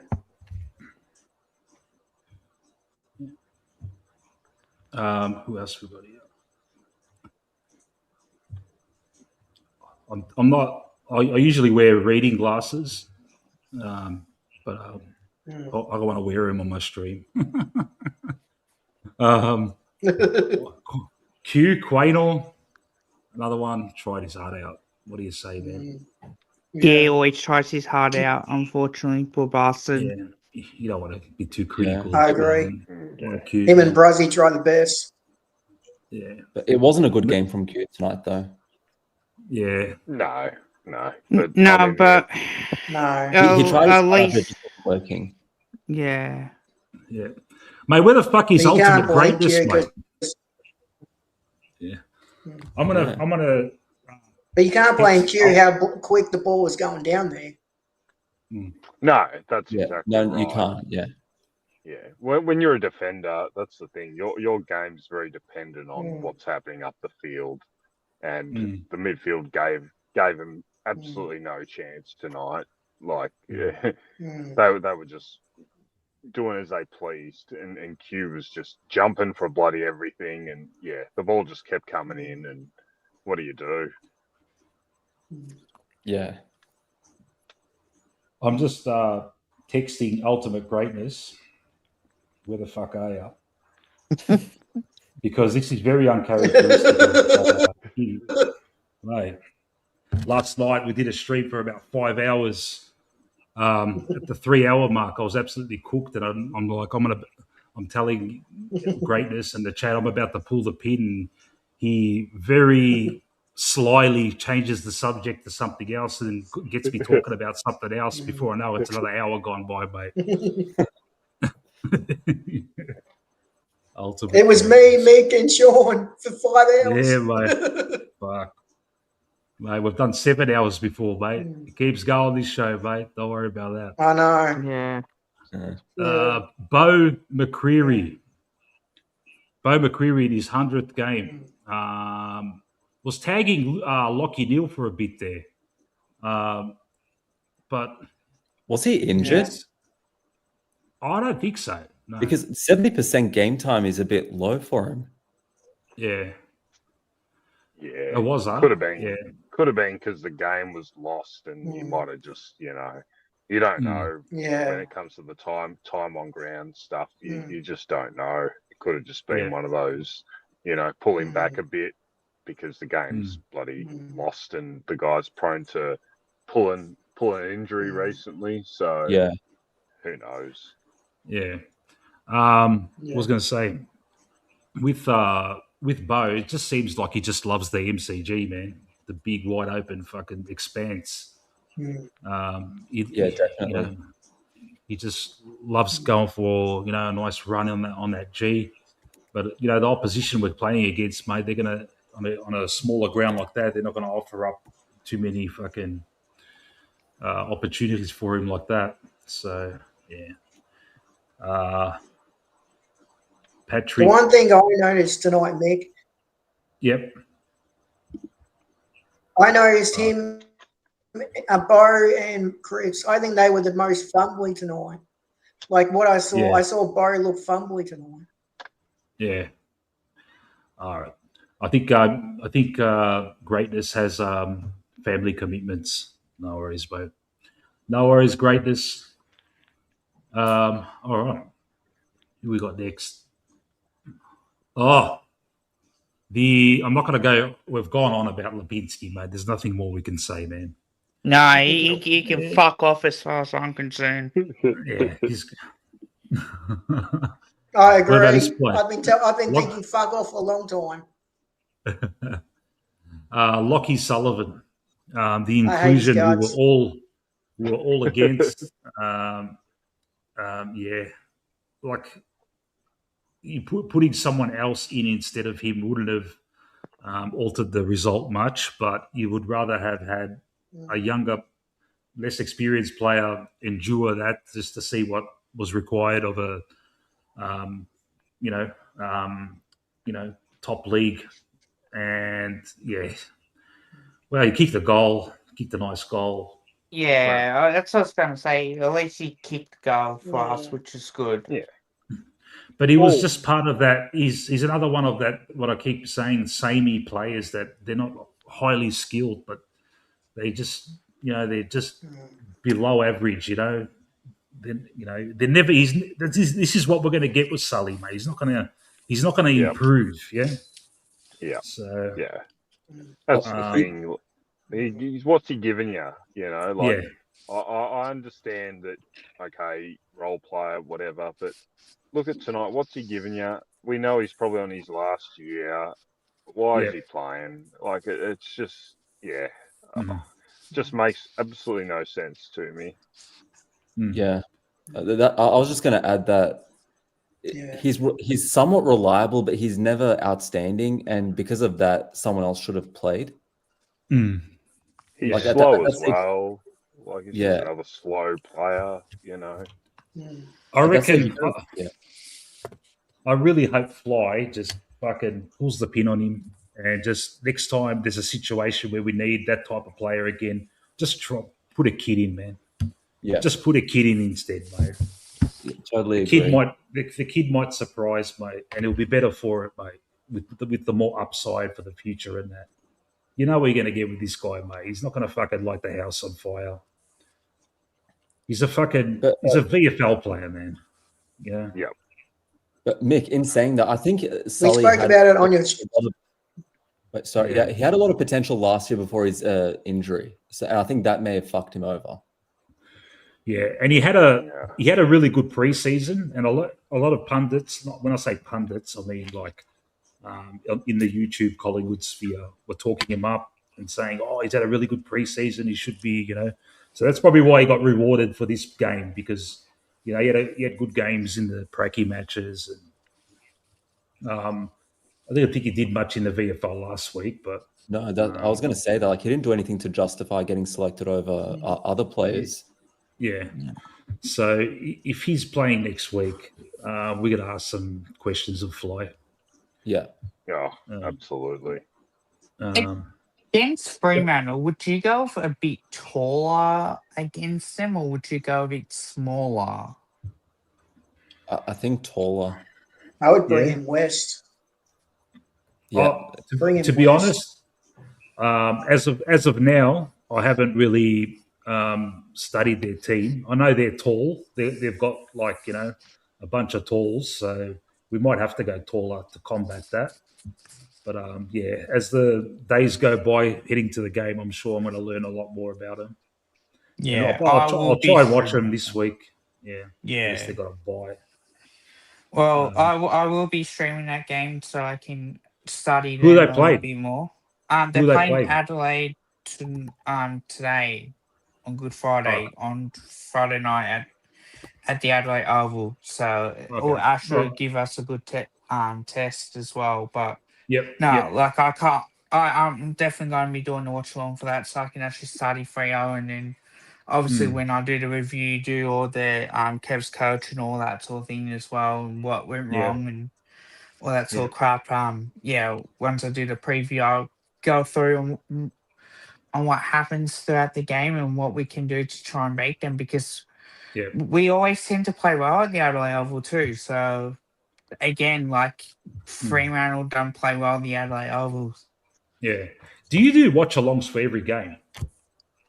Probably not every game, but like this year I'm making an effort to try and do watch-alongs for when we're playing, for example, Sydney at the SCG, or if we're playing Fremantle at Gather Round, I'll do a watch-along for that. When we're playing Brisbane up at the Gabba, I'll do a watch-along for that, so I can study Brisbane and what they do well, and try and go, okay, well, this is how St Kilda played against Brisbane. If we can just play like that, or play something similar to how we play against Giants, and that's something I'm ready to learn and grow as a Collingwood content creator as well. And even like starting to use some footage, like I've seen how Fox Footy do it as well, and I thought, well, if I can add that to, not like as a review, but as a, call it as like a Kev's coach sort of thing, and use it as parts of a preview, like a Sydney, like a Brisbane, like a Geelong, Fremantle sort of type thing. Why not? Like that's something I'm willing to do. It is a pain in the ass with it, because you know that the AFL will have copyright, but if the way that what I try to do, if I can just pause it and I go, okay, Pendles has the ball here, like Brisbane's got the ball here. They want to try and go through the corridor as much as they can. They want to try and like slow down a little bit. So if I can talk, let the vision go through, and okay, they're going to go through out wide, or how to beat them is through the middle, the center clearances and that sort of thing as well. So it's sort of like you're talking on how you can beat a team, and that's what I'm trying to do with my channel and what I can do with my video. So if I can pause mine and then go, okay, this is what I can do. And I put some clips up on Insta as well. Yeah. So, and I've got like 10,000 views on one, and I've got 200 something views. Nice. So the full views are the full clips I do. That I can post up, the better. But what I try to do is like, I try to pause. I'll start talking. Like even with Collingwood, like, Pendles has the ball here. He can either like stop, pop, or he can go around the inside as well. So if I can add that to my repertoire on how I can talk on camera and show on the TV through the AFL mini as well, why not? I even did that with bits of the VFL as well. So like if I can start doing that, why not? Like not many people do it, so why not take a hit and do it? And if it works out well and it gets people watching and they go, wow, like, you know, look at this guy going. Like yes, there might be people from Fox Footer that do it, but not many content creators out there that actually doing that and posting up on their reviews and having like their own like coaching ways. Because like with me, I play basketball, so I know what a player's trying to do. So I try to copy an element on what that player is trying to do. So if I can try and do that onto my game, why not use that to my advantage and use it for as a coaching purpose, even though I'm not a coach or anything, but why not like build that experience up to a point where it might get me somewhere on maybe not as on the club level or something, but maybe get me onto a TV or something. Wow. Yeah. You did a watch along today. I'll put the link in the chat there. So if anyone, that's Kev's watch along for last night's game. And you got a few subscribers. You're pushing 1,000, aren't you? How many you got? 647 at the moment. So I'm 3 away from 650. But at the moment, I'm trying to get to 1,000, which would be great. But if I can work on the small goals and get to 700, that would be terrific. And that way I can start building up more, and the more confidence I have, the better. But it is very hard because the way I try to do it, and I have mates that I'm friends with as well, and he gives me advice on how I should do it. Maybe you should just pause it more and then just talk about it, and that way you can do it. But I try to get interviews as much as I can, and maybe this might be successful for me in the long run, that I can get recognised by either Fox Footy or something like that. And mate, everyone knows you, man. Everyone knows you, man. So you're doing all right, mate. Yeah, thank you. Yeah, he does a great live stream, Mick. I've seen it. He does a great live stream. I try to keep my cool on my live streams, like especially when Brisbane coming. I try not to swear as much. Yeah. All right. All right. Moving on to the players. All right. Who we got now? Lockie Schultz. No, sorry, I missed siding. Still side bottom. Got absolutely poleaxed by what's his name? Coleman. Yeah. Very disappointing. Yeah. Very disappointing not to see you got the likes T-Bone. of Bruzzy and likes of Bruzzy and that come to his rescue. You know his what? Heart out. Go, Matt. At the time, and we were all talking about it in the stream. I think in hindsight they may look back and then saw how hurt he was, but at the time, I didn't think of it because it was a fair football act. It was a great tackle. It wasn't a dirty thing. Yeah. So no, it was a great tackle. Yeah.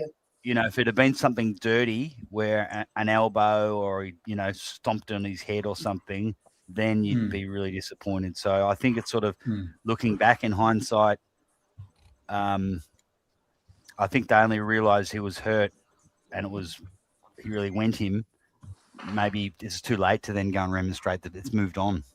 Yeah. They did remonstrate. One thing I will say, they did remonstrate when it was a free kick to Jeremy Howe. He didn't like the way that Brisbane player did, and there was actually a few Collingwood players remonstrated with them. So the umpire did say, shoved him into the fence. Yep. Yeah. So that was disgusting. That was actually good. Yeah. I would hope that the leaders in that club, disgusting what that Brisbane player did.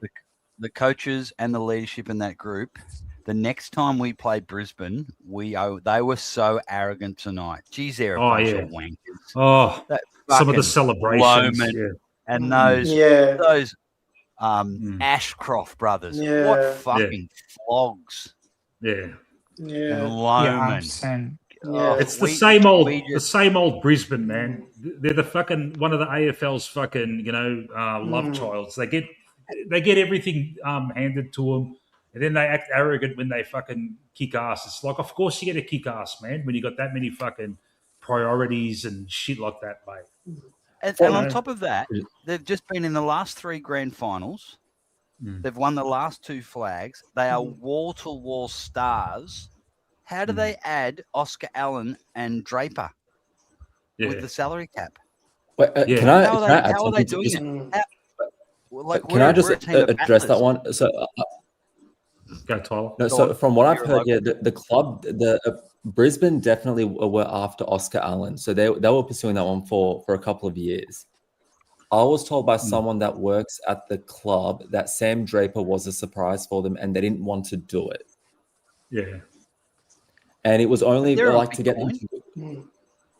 so there was some... Yeah.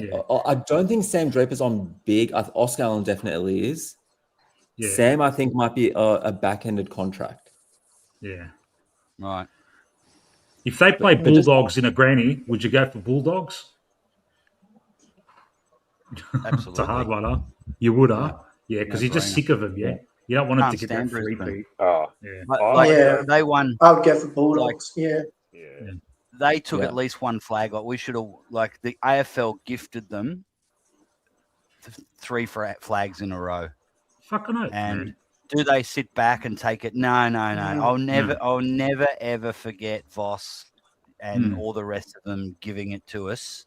Yeah. They were bad winners. They rubbed our noses in it, and they only won because the AFL gave them an extra 10% in the salary cap. That extra 10% gave them 2 Brownlow medalists running around that shouldn't be in their squad. They can go and get fucked, Brisbane. I hate them. And as much as Lee Matthews is a favourite son for Collingwood, he won us the 1990 premiership. It would have been nice, Lee, to just after those premiership wins against us, just to acknowledge that the opponent you played was a team of fucking battlers that almost fucking beat your whole fucking squad of fucking superstars. At least acknowledge that, the opposition team nearly fucking beat you. But instead, fucking, it's all celebrations. Look how great we are with our extra salary cap space. Yeah. So, they like to parade around as like the greatest team ever. They weren't the greatest team ever. The Hawthorn team of the fucking 80s and 90s fucking shits all over that Brisbane team. When you had Nigel Lappin, Lappin as like the 8th best player in your team, there's a bit of inequality there. Yeah. All right. 100%, and also too, speaking of those arrogant fuckwits in Brisbane, I hope that next time we play them at the G, we fucking beat their asses, and we get payback, and it's all on the wall. Look at these guys. They were so arrogant. They did not rate you a 1 bit, and I hope this fucking hurts us to the max, to the point where now that we can just go, right, next time we play against them, let's just crunch them. Let's just make sure that when they can't go off the field, that they are hurting, that they are sore. Yeah. Yep.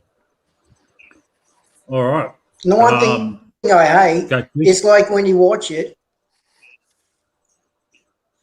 You know, when you watch Brisbane play, I hate when they play the music after every goal. It's fucking annoying. After every goal, they play their music. I fucking hate it.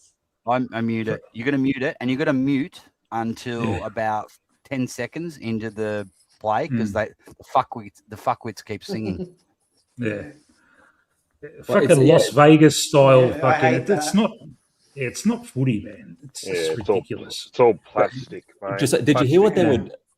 What they did a couple of weeks ago, which backfired, was they wouldn't play the replays of the opposition's goals at Gabba. So it was trying to create so basically to make the opponents feel as uncomfortable as possible. And even the Lions supporters said, okay, you got to cut that shit out. Like, we want to see it as well. Yeah. And there is a bit of, like, you're completely correct. There's a lot of arrogance now, which I think potentially will backfire. Because when the fall comes, it comes hard. Fucking oath. And when the fall comes, they're always fucking battling for fucking crowds, mate. When they're shit, you know, all those fucking what do you call crowds that just rock up when there's a event style fucking crowds? Yeah, fake fans. Theatre goers. Yeah, theatre goers. That's what I meant. Yeah. All right. Oscar Steed wasn't risk. I don't know, man. What are you doing, Fly? Oh, it's just I don't understand. I don't get it. Play him from the start, man. You know, I'd be interested to see what his percentage on ground and shit was. Does it say? 53%.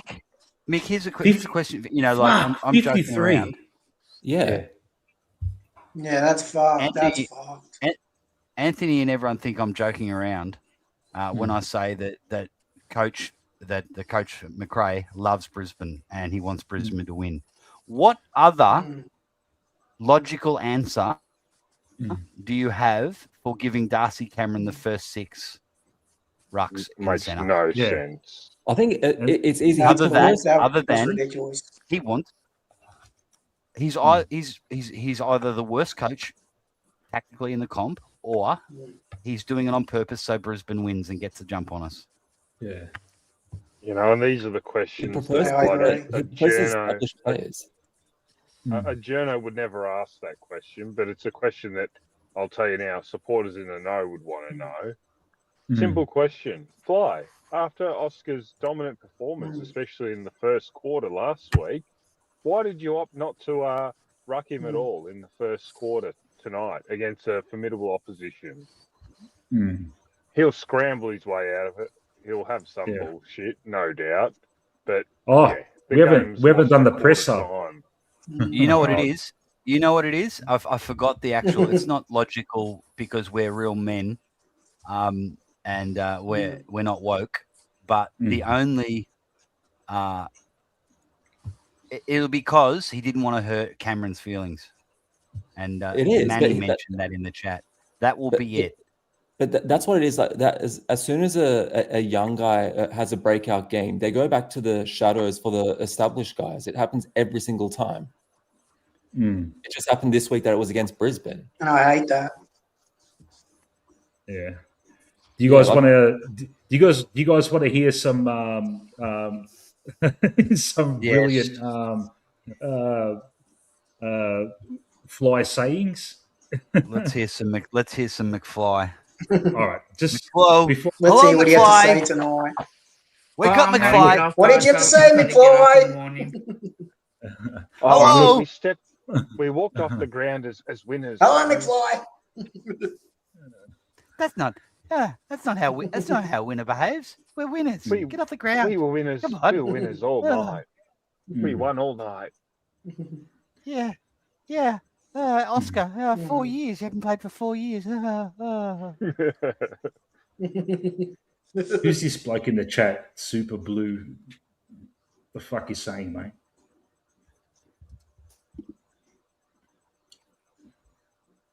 Hold on. Oh, he's gone. Yeah, I'm getting rid of him now. Mm. Look, before I play it, I'm just going to go for a quick toilet break, make myself a coffee, and I'll be back in 1 second. Just give me a sec, guys. Can't handle losing flog. Okay. Thanks, Super Blue Iris. They're really good at losing. You are a fuckwit. They've done it a few times. And the good news is that I hope Michael Voss gets extended, gets a 10-year extension. Absolutely. Yeah, I agree. Super Blue Iris, but it doesn't matter who coaches that. You know, you've got Graham Wright there as CEO, but he's not in charge. He's not in control. He will not be able to do what he wants to do, and whoever goes in there and coaches Carlton next are doomed. Yeah. I've been listening to a lot of these Blues streams, and I feel sorry for them because I don't think Voss is the problem. Like Voss is a bad coach. Like he's one of them. No, he's part of the problem. He's not the problem. Like someone said here, they've gone 20 years without success. They get one coach, they kick him out. They get another coach, they kick him out. Like Voss should have been sacked last year. I don't know why he's there this year. Other than there's people in the background who are not Graham Wright controlling him.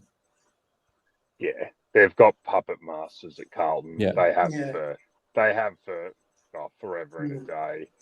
They've just got their behind the scenes faceless men that control the club, and that's it.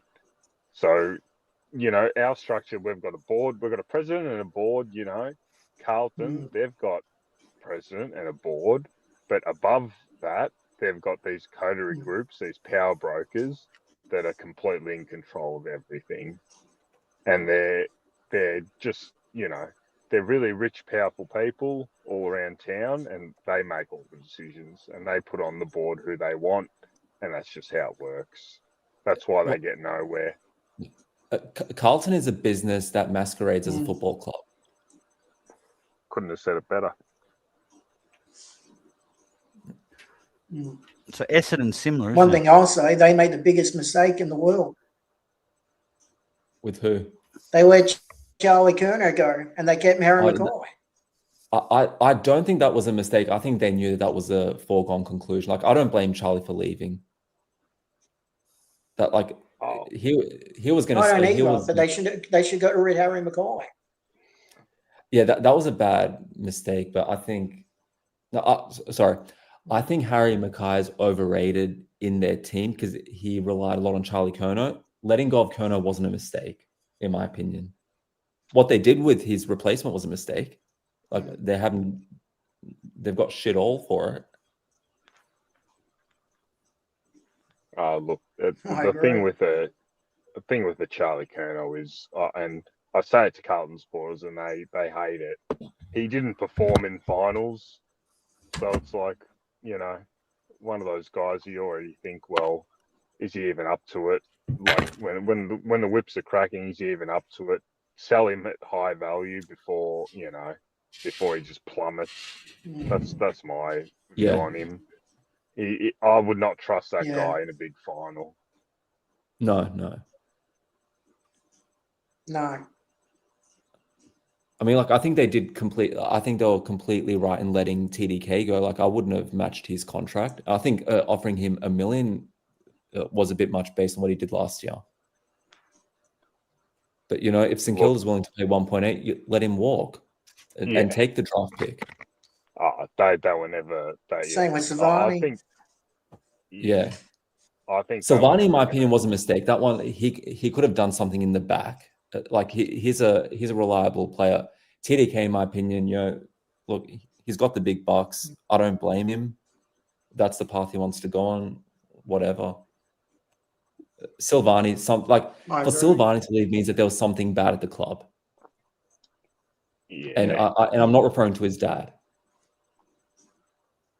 No, I mean, who knows what happens with the Silvani, but yeah, I mean, at the end of the day, like St Kilda offering him, I know he was probably going to leave regardless, but like St Kilda offering him close to $1 million, like for a guy who's probably never been on above 500, you know, like it's a big jump up in price, you know, so can't begrudge him leaving under those circumstances, to be honest. And he probably saw that the club's not going to win a flag in his tenure there, so you may as well just bloody chase some cash.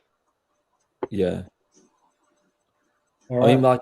like in his example, like he left for 850 when he was offered 650 at both Collingwood and Dogs, and you know, so it's obviously not chasing premierships because Dogs are, you know, arguably in a window.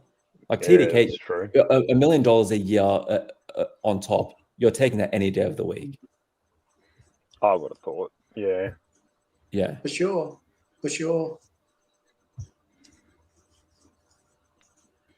All right, 1 second, guys. There's our man. Well, any guesses on if he's going to say anything? Any cricket analogies? Yeah, one day at a time. Yeah. What? Get out the bingo card. All right. Look, I'll just start it now, and there might. I haven't pressed play yet, but there might be an ad first up, so just persevere through that, and we'll get it going. This hacker's having a crack at a relaxing Saturday for once. Eagle! And when he wants to have a crack on the footy, it's fast and easy with Sportsbet, the #1 app for having a crack. Imagine what you could be buying instead. Why did you spend all those petrol tickets trying to get back into the game in that third term? Oh, look, honestly, I felt like we got outplayed for most of the night.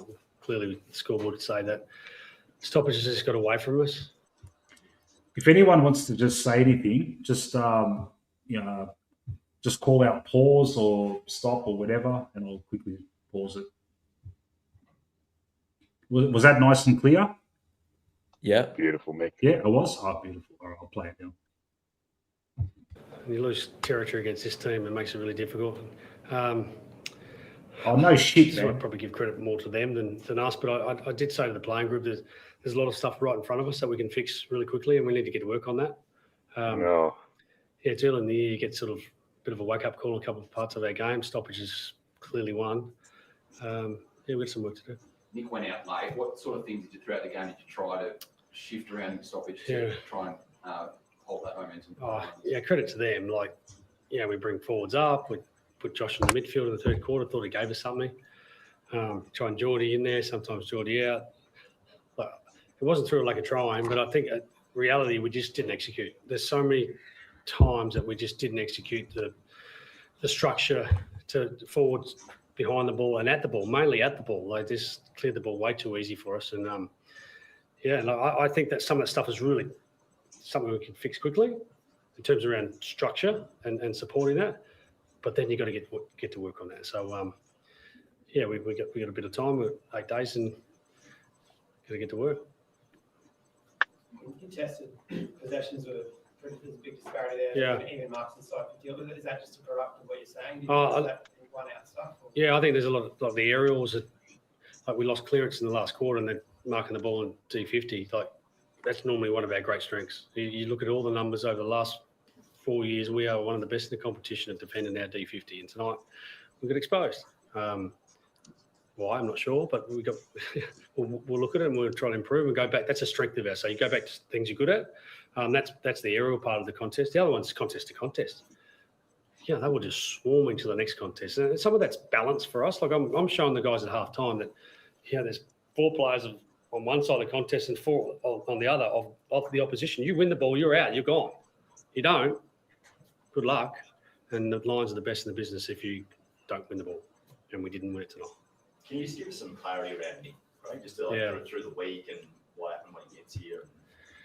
Yeah, he had a cork in his calf and Tuesday training is sort of just wanted to get moving. That was the instruction. Didn't train, sort of hobbling around. And Nick's an ultra positive guy, one of the best professionals in the game, let alone at our club, and gave him every chance to improve. And then gets out here, and we thought he'd start improving. He just didn't. And so then you race against the clock and go, "Oh, this doesn't look like it's going to happen." So yeah, that's where it landed. Any concerns beyond tonight? Well, I was hoping it improves. We do have 3 days off. We're back in on Monday. So, like I said, he's such a pro. It's a corky. You'd think that starts to move. I don't know, unless it starts to express something else, but we'll see how that goes. Does it throw things out of whack when it's that close to the first bounce, or you just continue? Honestly, I hope it doesn't, because I'm sitting there going, as calm as anything. Oh, you're not playing. Next, be present. Ed Allen, you're coming in to play a role. You're ready to go. Let's go. Now, what role was that, man? Fuck. Yeah. Play a role. Yeah. You'd hope it doesn't, because things that happen before the game shouldn't really affect the first contest or our stoppage structure. They shouldn't. Now, I know you could make a case that you take your best player at any team, it's probably going to disrupt, but you'd like to think not. Yeah. With the players on standby for it, so even before the game, looking at the 3 emergencies, they were sort of in their trackies going through their thing. Like it felt like, looking at it, that you had all intention for Nick to play. Yeah, absolutely. Yeah, no, it wasn't a fitness test either. We just thought it would improve in time. But we bring our emergencies for a reason, and we tell them, they come to all our meetings, you go, all right, prepare to play, because if there's a late out, you're ready. And Ed Allen in particular was one that I'd mentioned when he wasn't in the squad. Hey, be ready to play just in case. So that's every week we plan like that.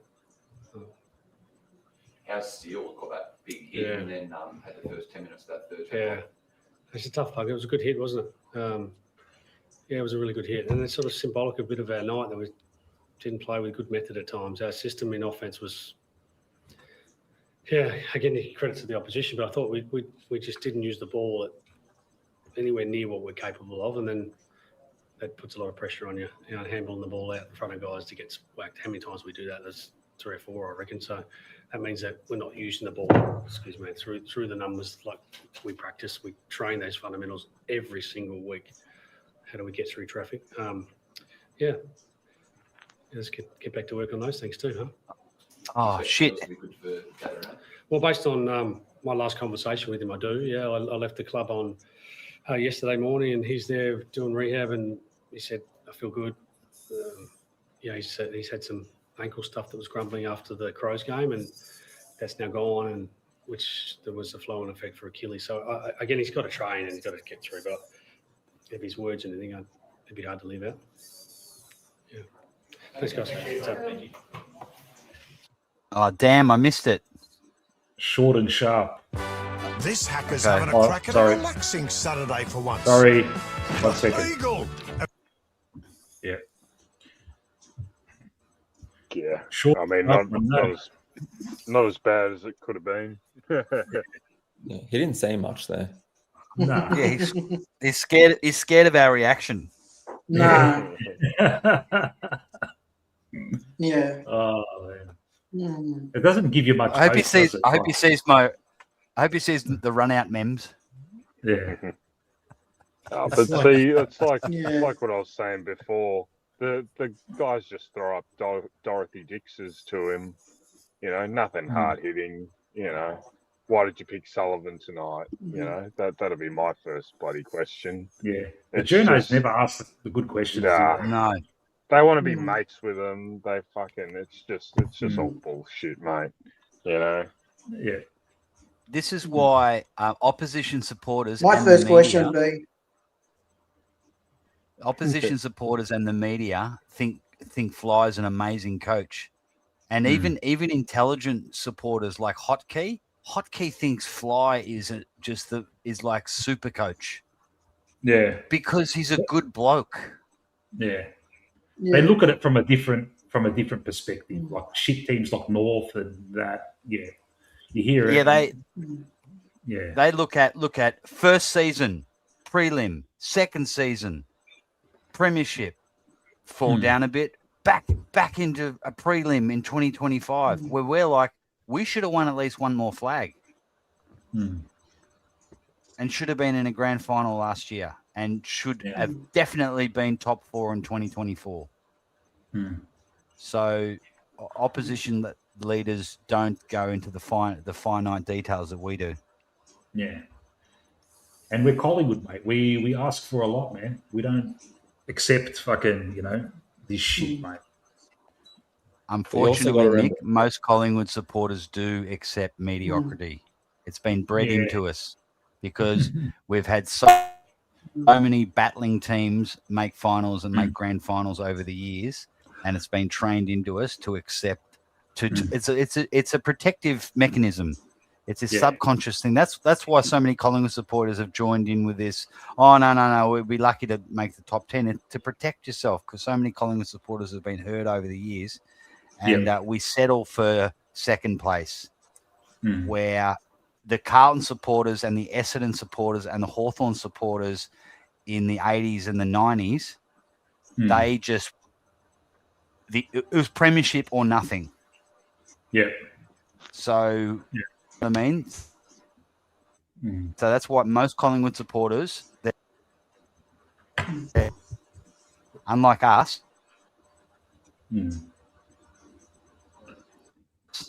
they're not in it for premiership. They just want to play nice. We're going to get a participation trophy.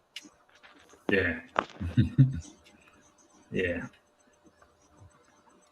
Fucking hell. Yeah, my first question would have been to Fly. Why didn't you play Steen in the ruck, you fucking idiot? I know, man. I know. That's ridiculous. What the fuck were you doing? Yeah. 53%. Come on, man. You know he's good, man. And when he was on, he was good. He was all right. He wasn't fucking stinking it up. He took a couple. How many marks did he take? He took 5 marks. What it did, the other thing it did is that when Steen goes in, the game's getting away from us. First 6 centre bounces, you've got Darcy Cameron in there just getting pantsed. So by the time Steen goes in there, he's under the pump. Yeah. You're putting guys in there when you got to play catch up footy. That goes back to the Josh in the third quarter where he referenced, we put Josh in the middle in the third quarter. Mate, the game was lost. The game finished. Exactly. Like, why aren't you starting him there? Like, it just fucking makes no sense. And like I said, that first 2 minutes where they've just gone bang, bang, I'm just like, here we fucking go. Here we go. You got Darcy Cameron's been slaughtered twice and already. Bang, bang, 2 straight to zip. Last week was one of the first times we enjoyed a game because we got a good start, and it was all down to Steen in the ruck. Like hey, maybe it doesn't work. Maybe, a bit of a fluke the first round, but hey, wow, that worked. Yeah. Like you'd have this is what we're doing today, guys. Oscar, Steenie, you did a great job last week. We're backing you in. You can do it again. Get around him, boys. Right? Yeah. You are first ruck. Darcy Cameron, he's happy. Aren't you, Darcy? Yeah, mate, do it again, bro. So what did he actually say? Okay, guys, we're going to start Darcy Cameron in the ruck for the first 6 centre rucks. Guys, we're fair. It's his turn. Okay. Steenie had his go last week. It's your turn. Are you fucking serious? Yeah. And this is the thing that opposition supporters... Yeah, that's fucking bullshit, what he did. Opposition supporters won't see that. Like, they won't look at it from that view, because only someone that watches it closely will pick up on something like that. But that's a coaching error. I don't care how you dress it. I don't care what bullshit excuse he would have had.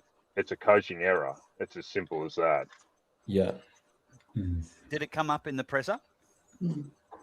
Nah. You got Dorothy Dix's, mate. Yeah. They're not going to ask the hard questions. Yeah, no, they're soft as. But they're probably not watching the match either. Yeah, they are.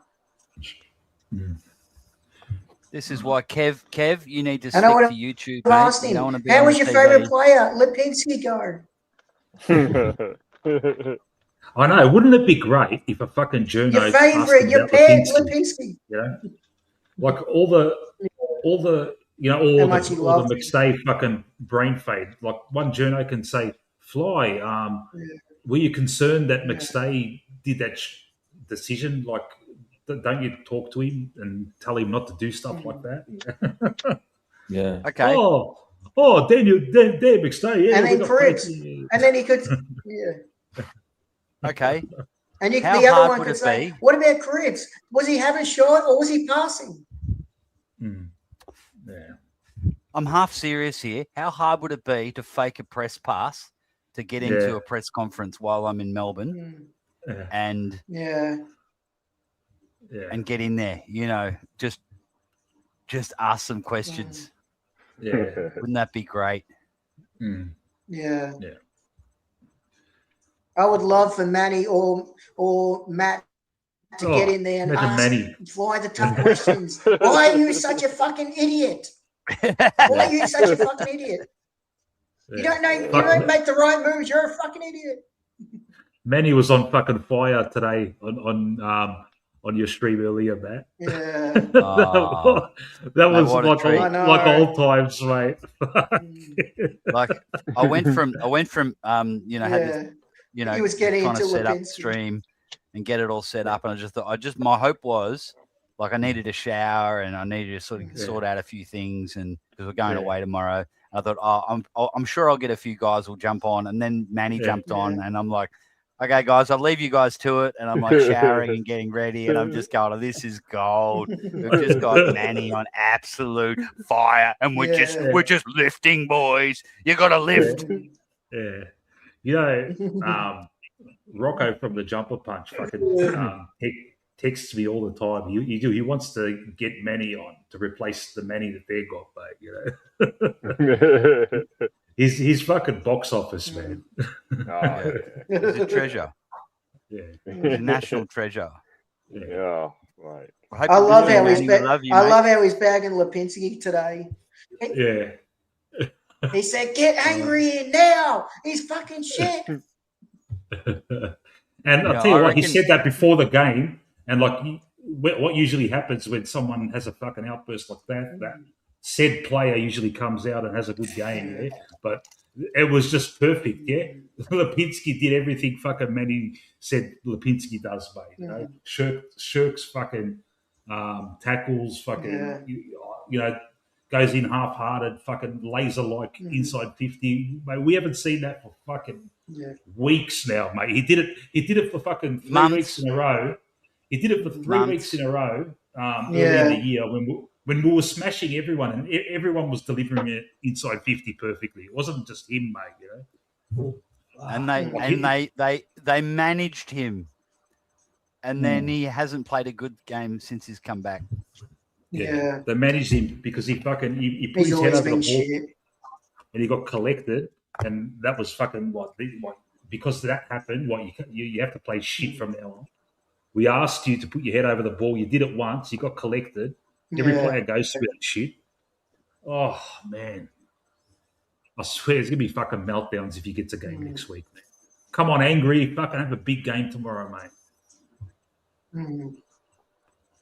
Well, he's too scared. He's too scared of his model looks. Yeah. To get hurt. Yeah. Lockie Schultz, we give him a pass. He had a quiet one, but he tried something. You know, he still had a crack. Yeah. He's done enough in the past for us to forgive him for a game like that where the whole team played fucking shit house. Absolutely. Jamie Elliott. Should we be worrying about Jamie? Oh, I think we should. I'm a bit worried after tonight. Yeah. I am too. I still expect him. Yeah, I still expect him to come good at some point. But it's not great. Not great start to the year for him. Yeah. So the McStay factor. It's got to be that, yeah. Like, I don't know. Like For sure. Imagine we had Charlie West playing there with Jamie. Yeah, Charlie West has only played fucking 1 game or 2 games or whatever. Yeah.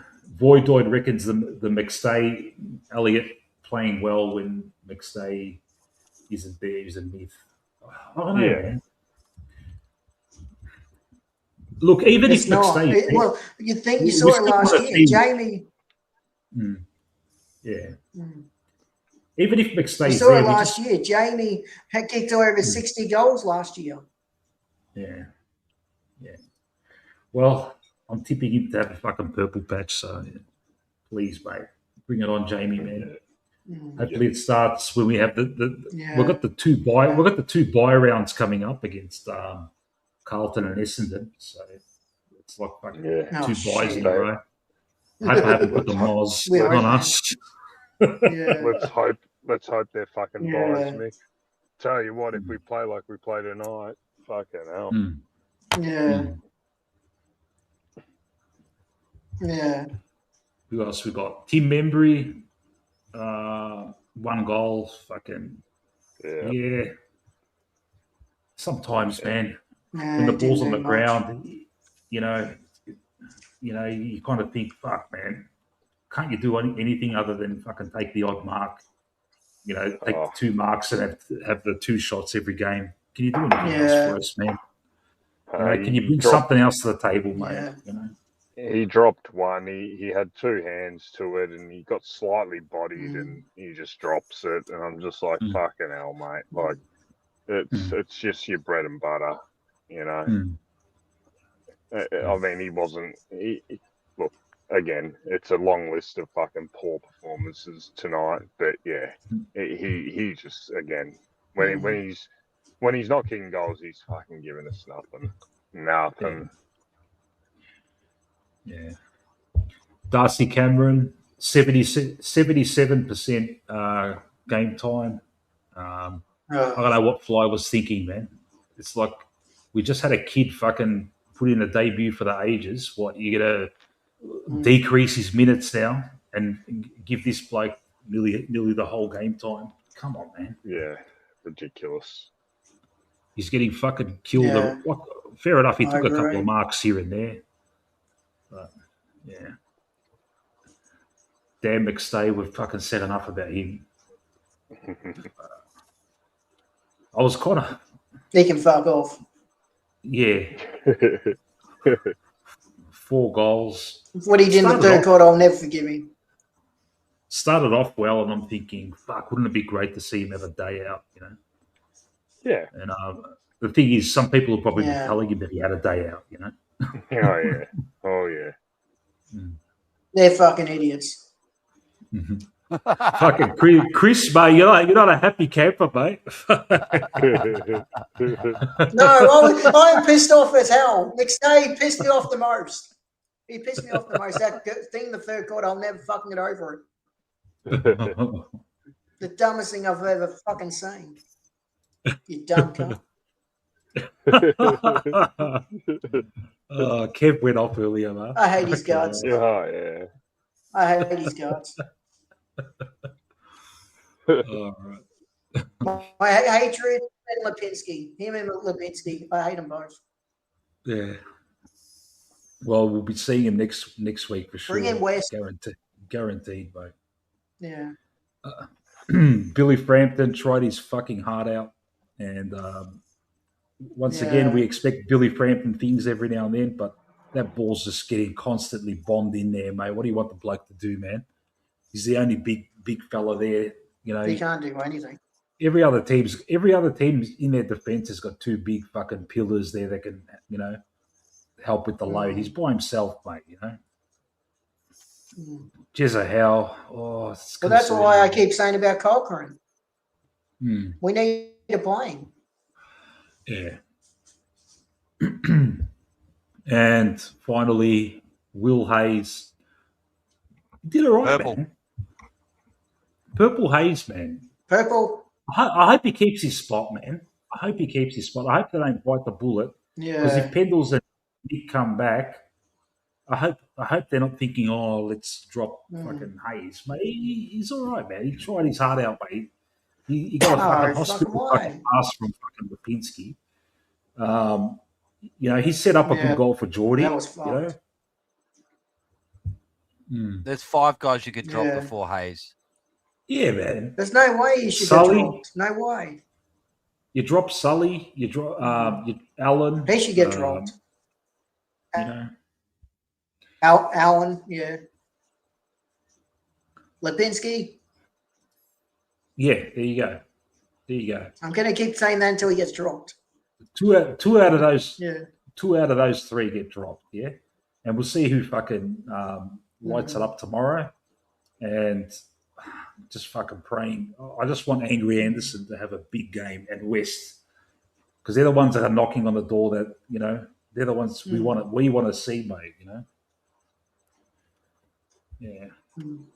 Well, Longing's on the chopping block, and so is Cripps. They're both on the chopping block, in my opinion. Yeah. That's it. We've gone through every fucking player. What do you want to talk about, people in the chat? Most of them shit. We've gone through everything, mate. Abs would drop long. Would just drop long?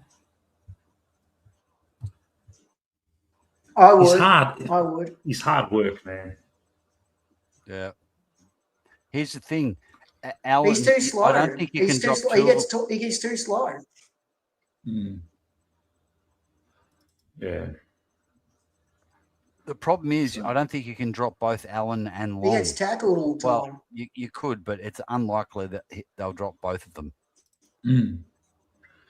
Yeah. But yeah, Zulansky's got to go. My money would be on Allen. Allen over Long. Yeah. Mick? Would you? Yeah. I've shared an image. Okay. Oh, there we go.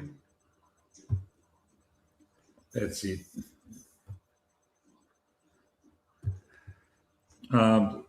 There he is. Yeah. Zulansky, mate. Blue Steel. He is. I like it. Fuck, he's good picture, Matt. He's so fucking shit, man. Fuck it all. I've been saying this since 2023. Yeah. Well, it's 3 years of this. Yeah, to be fair, he's always been the fucking one of the whipping boys, mate. And what is it? What's so special about him, man? He's a hunk.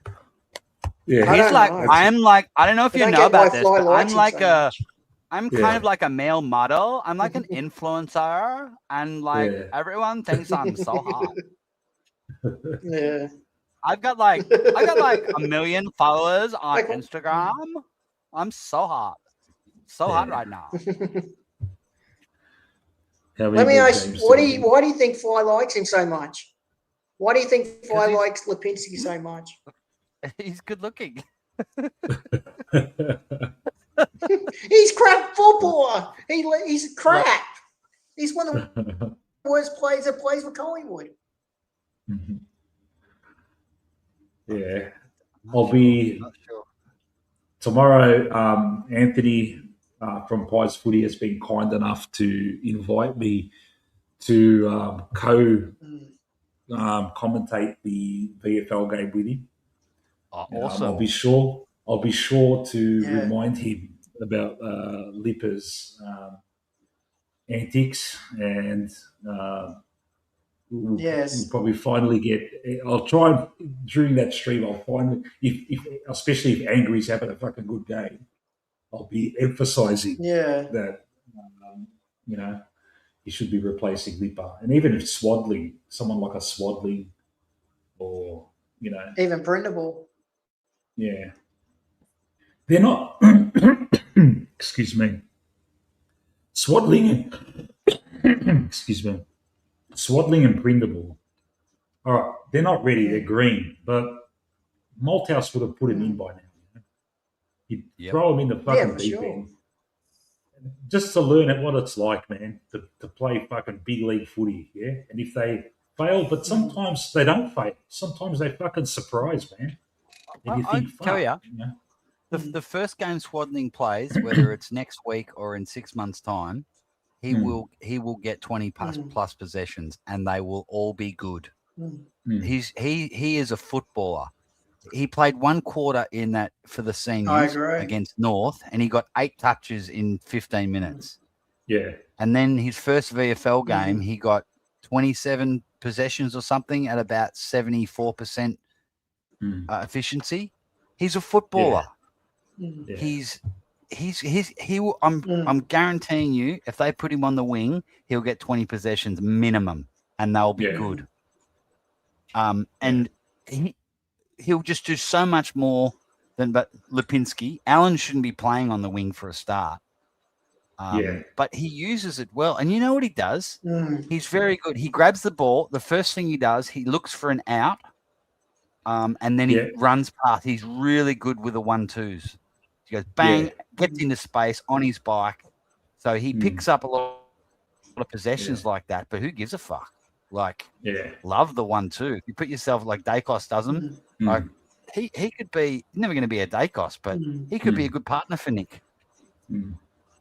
Those two handballing it to each other.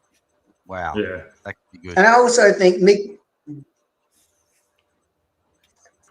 Mick Malthouse would have played Cochrane and Charlie West by now. I think Mick Malthouse would have played Cochrane and Charlie now too. The best thing to do would have that's not going to fly every day. Just play Charlie West. You know he's got the talent, he's got the craft. He's just got to get that awareness of playing AFL football, and just put him in there. Let him fail. Let him have a game where he has a shocker. Let him get the pace of the game, and just leave him in there, mate. You know, because all right, Membry last week he kicked 3 goals. When's he going to do that again, mate? We're probably going to get another 3 or 4 games like he played last night before he gives us another a nice 3-goal fucking game. You know. Yeah. Fucking oath. There's no way Malthouse would have booked that up. Yeah. There's no way Malthouse would have put up with this defence. He would have played Cochrane for sure by now. So you can say what you like about Buckley, but Buckley he would have as well. He would have given got Cochrane in there. Yeah. Look, I don't want to jump the gun, but that's if why he keeps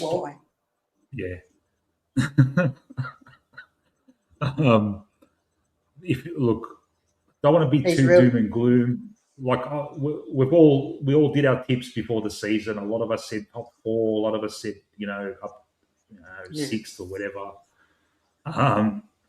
This is a real touchy time of the year. Like you start introducing kids and just seeing which ones are ready. Sometimes you put them in, they're not ready, but just give them a go and see how they go.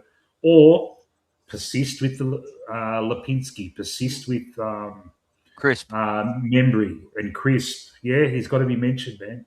Or persist with fucking and Allen. He mentioned if there's a younger kid that's showing more, Long,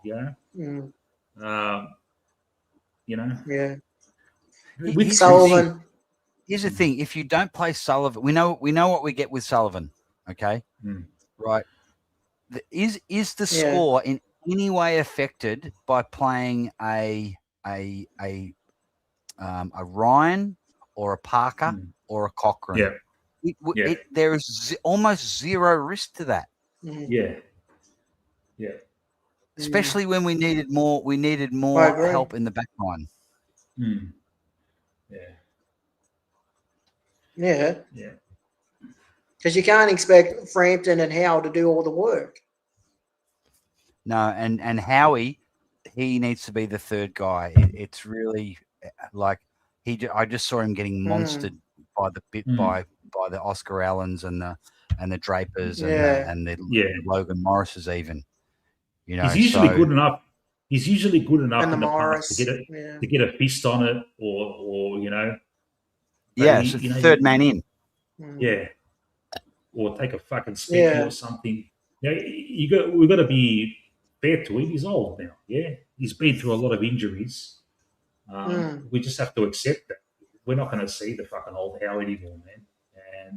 And unfortunately, there's, you know, a lot of people pin their hopes on Reef McInnes. Fucking good luck with that, man. Because but based on we've got what? no evidence. Yeah, there's no Based evidence on whatsoever. what? How many times do you I hear don't that? agree with Oh, that wait till Reef is fit. Wait till Reef is fit. He'll sort. You know, what do you mean he's going to sort out? He hasn't done. Yeah.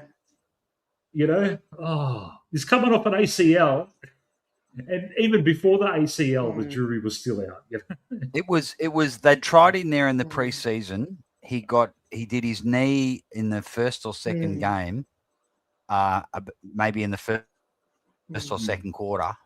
So we got no data on it. Yeah. So Voidoid's he says he can see Buller as a defender. I could see that. I could see that. One thing I noticed in the preseason videos that I can see Anthony and that. Swoop and other people were doing, they had this one-on-one contest between the key forwards and the key backs. Yeah. And what I noticed was Buller was super competitive with everyone. I just thought, this guy is another Billy Frampton. Yeah. Yeah. But the other thing I noticed, I never saw him took a mark. Yeah. Yeah. So, but it was always coming to ground. So the other guy, he was very rarely outmarked. Yeah. Yeah. And with he's Buller, a goer. Like he has a crack. So maybe with, you know, we've got Howes, we've got West. Obviously we've got Membry, McStay. If he's fourth or fifth in line, why would it hurt? Yeah. He comes in as a defender tonight. I go, Jack, just chase Logan Morris around. Yeah. Don't let him get a kick. Yeah. Yeah. I noticed You've got 5 centimeters on him. Yeah. He's a big boy. Yeah. I noticed in the Pracky game pre-season against GWS, it was just around the corner from me, and I went and had a look, and I was sitting right at the fence, and I'm thinking, who's this fucking blonde kid fucking screaming like he's really involved and like emotional on the ground, like screaming. Right. He's not setting the house on fire. He's not doing anything fucking spectacular. Like in fact, he probably wasn't that. He didn't have a big game or anything like that. But he's really invested in what's happening, and you know that's and good for the back line. Yeah, yeah. And I'm just flabbergasted that Noah Howes as well. Just put him in the back line just to get a feel of it, just because we're gonna fucking need someone soon, man. Because Howie will go down again. He'll go down again. We'll have we'll have a 5-day break coming up. For sure. You won't be able to get up, and then we'll still have more out. And then what? We're gonna fucking go against fucking Hawthorn after a 5-day break with fucking just Frampton. Oh Christ. Mate, we'll lose by 200 points, man. No. That Hawthorn game is looming large. Yeah. That's why next week is vital.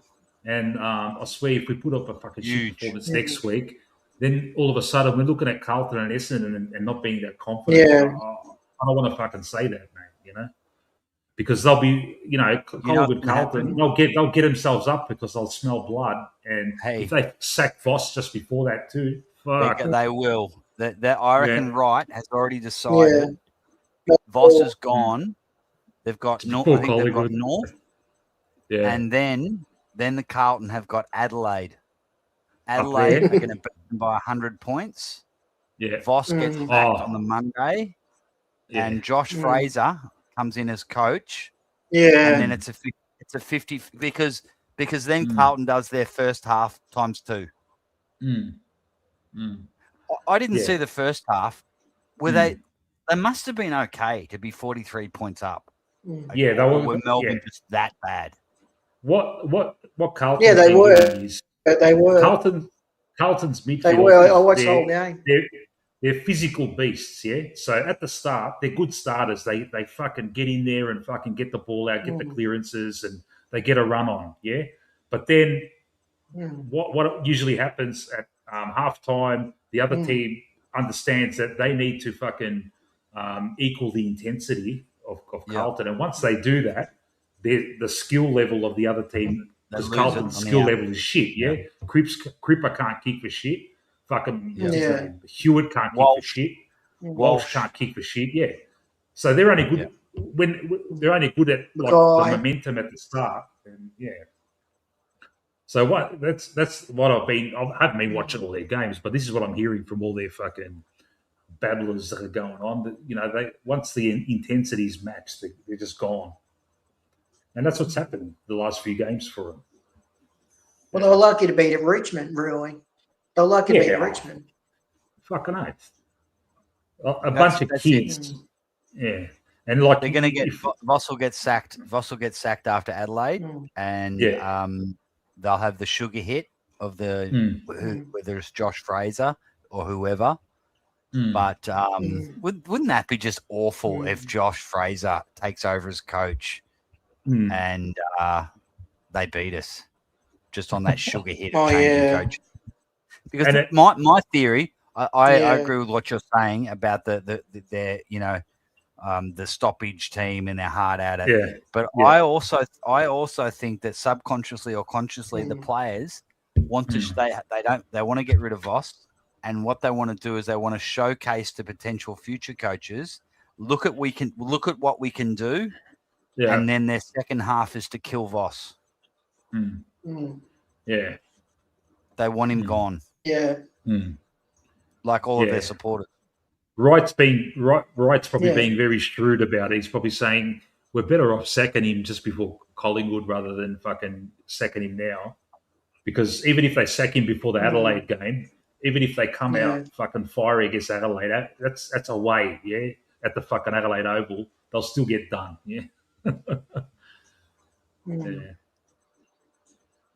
Yeah, I reckon Voss is earmarking the Adelaide game to Wright is earmarking that.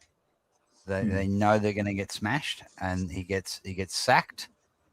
Yeah, and then the whole club and all supporters just rejoice. He's gone, and the players will just come out. Yeah. They'll put 5. We'll probably still win, but they'll put 4 or 5 on us in 10 minutes. I'm telling you right now. Just that emotion that Voss is gone. The players and the supporters will just be so ecstatic about that.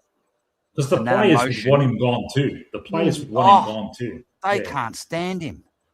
And are you 100% sure it will be Josh Fraser that takes over if they sack? That's what. Well, he's the number 1 assistant at the moment. All right. Yeah. So he'll be the caretaker. Yep, and Wright he followed Wright to Carlton. Yeah. Right. So I think he saw more opportunity there than being the coach of the VFL.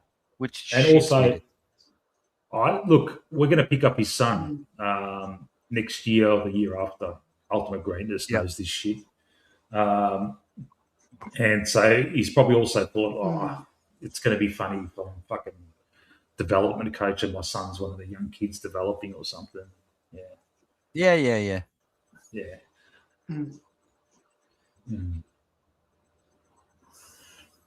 All right. I'm gonna pull the pin, gentlemen. Okay, buddy. I've got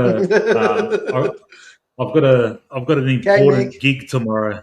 I've got to channel my inner ultimate greatness and study up on all these VFL players, mate. Oh yeah, that's an early start, isn't it? What is that? It starts at 1. Yeah. 1. Okay. Yeah. So that's like 9 o'clock here. Is it daylight savings finished this weekend?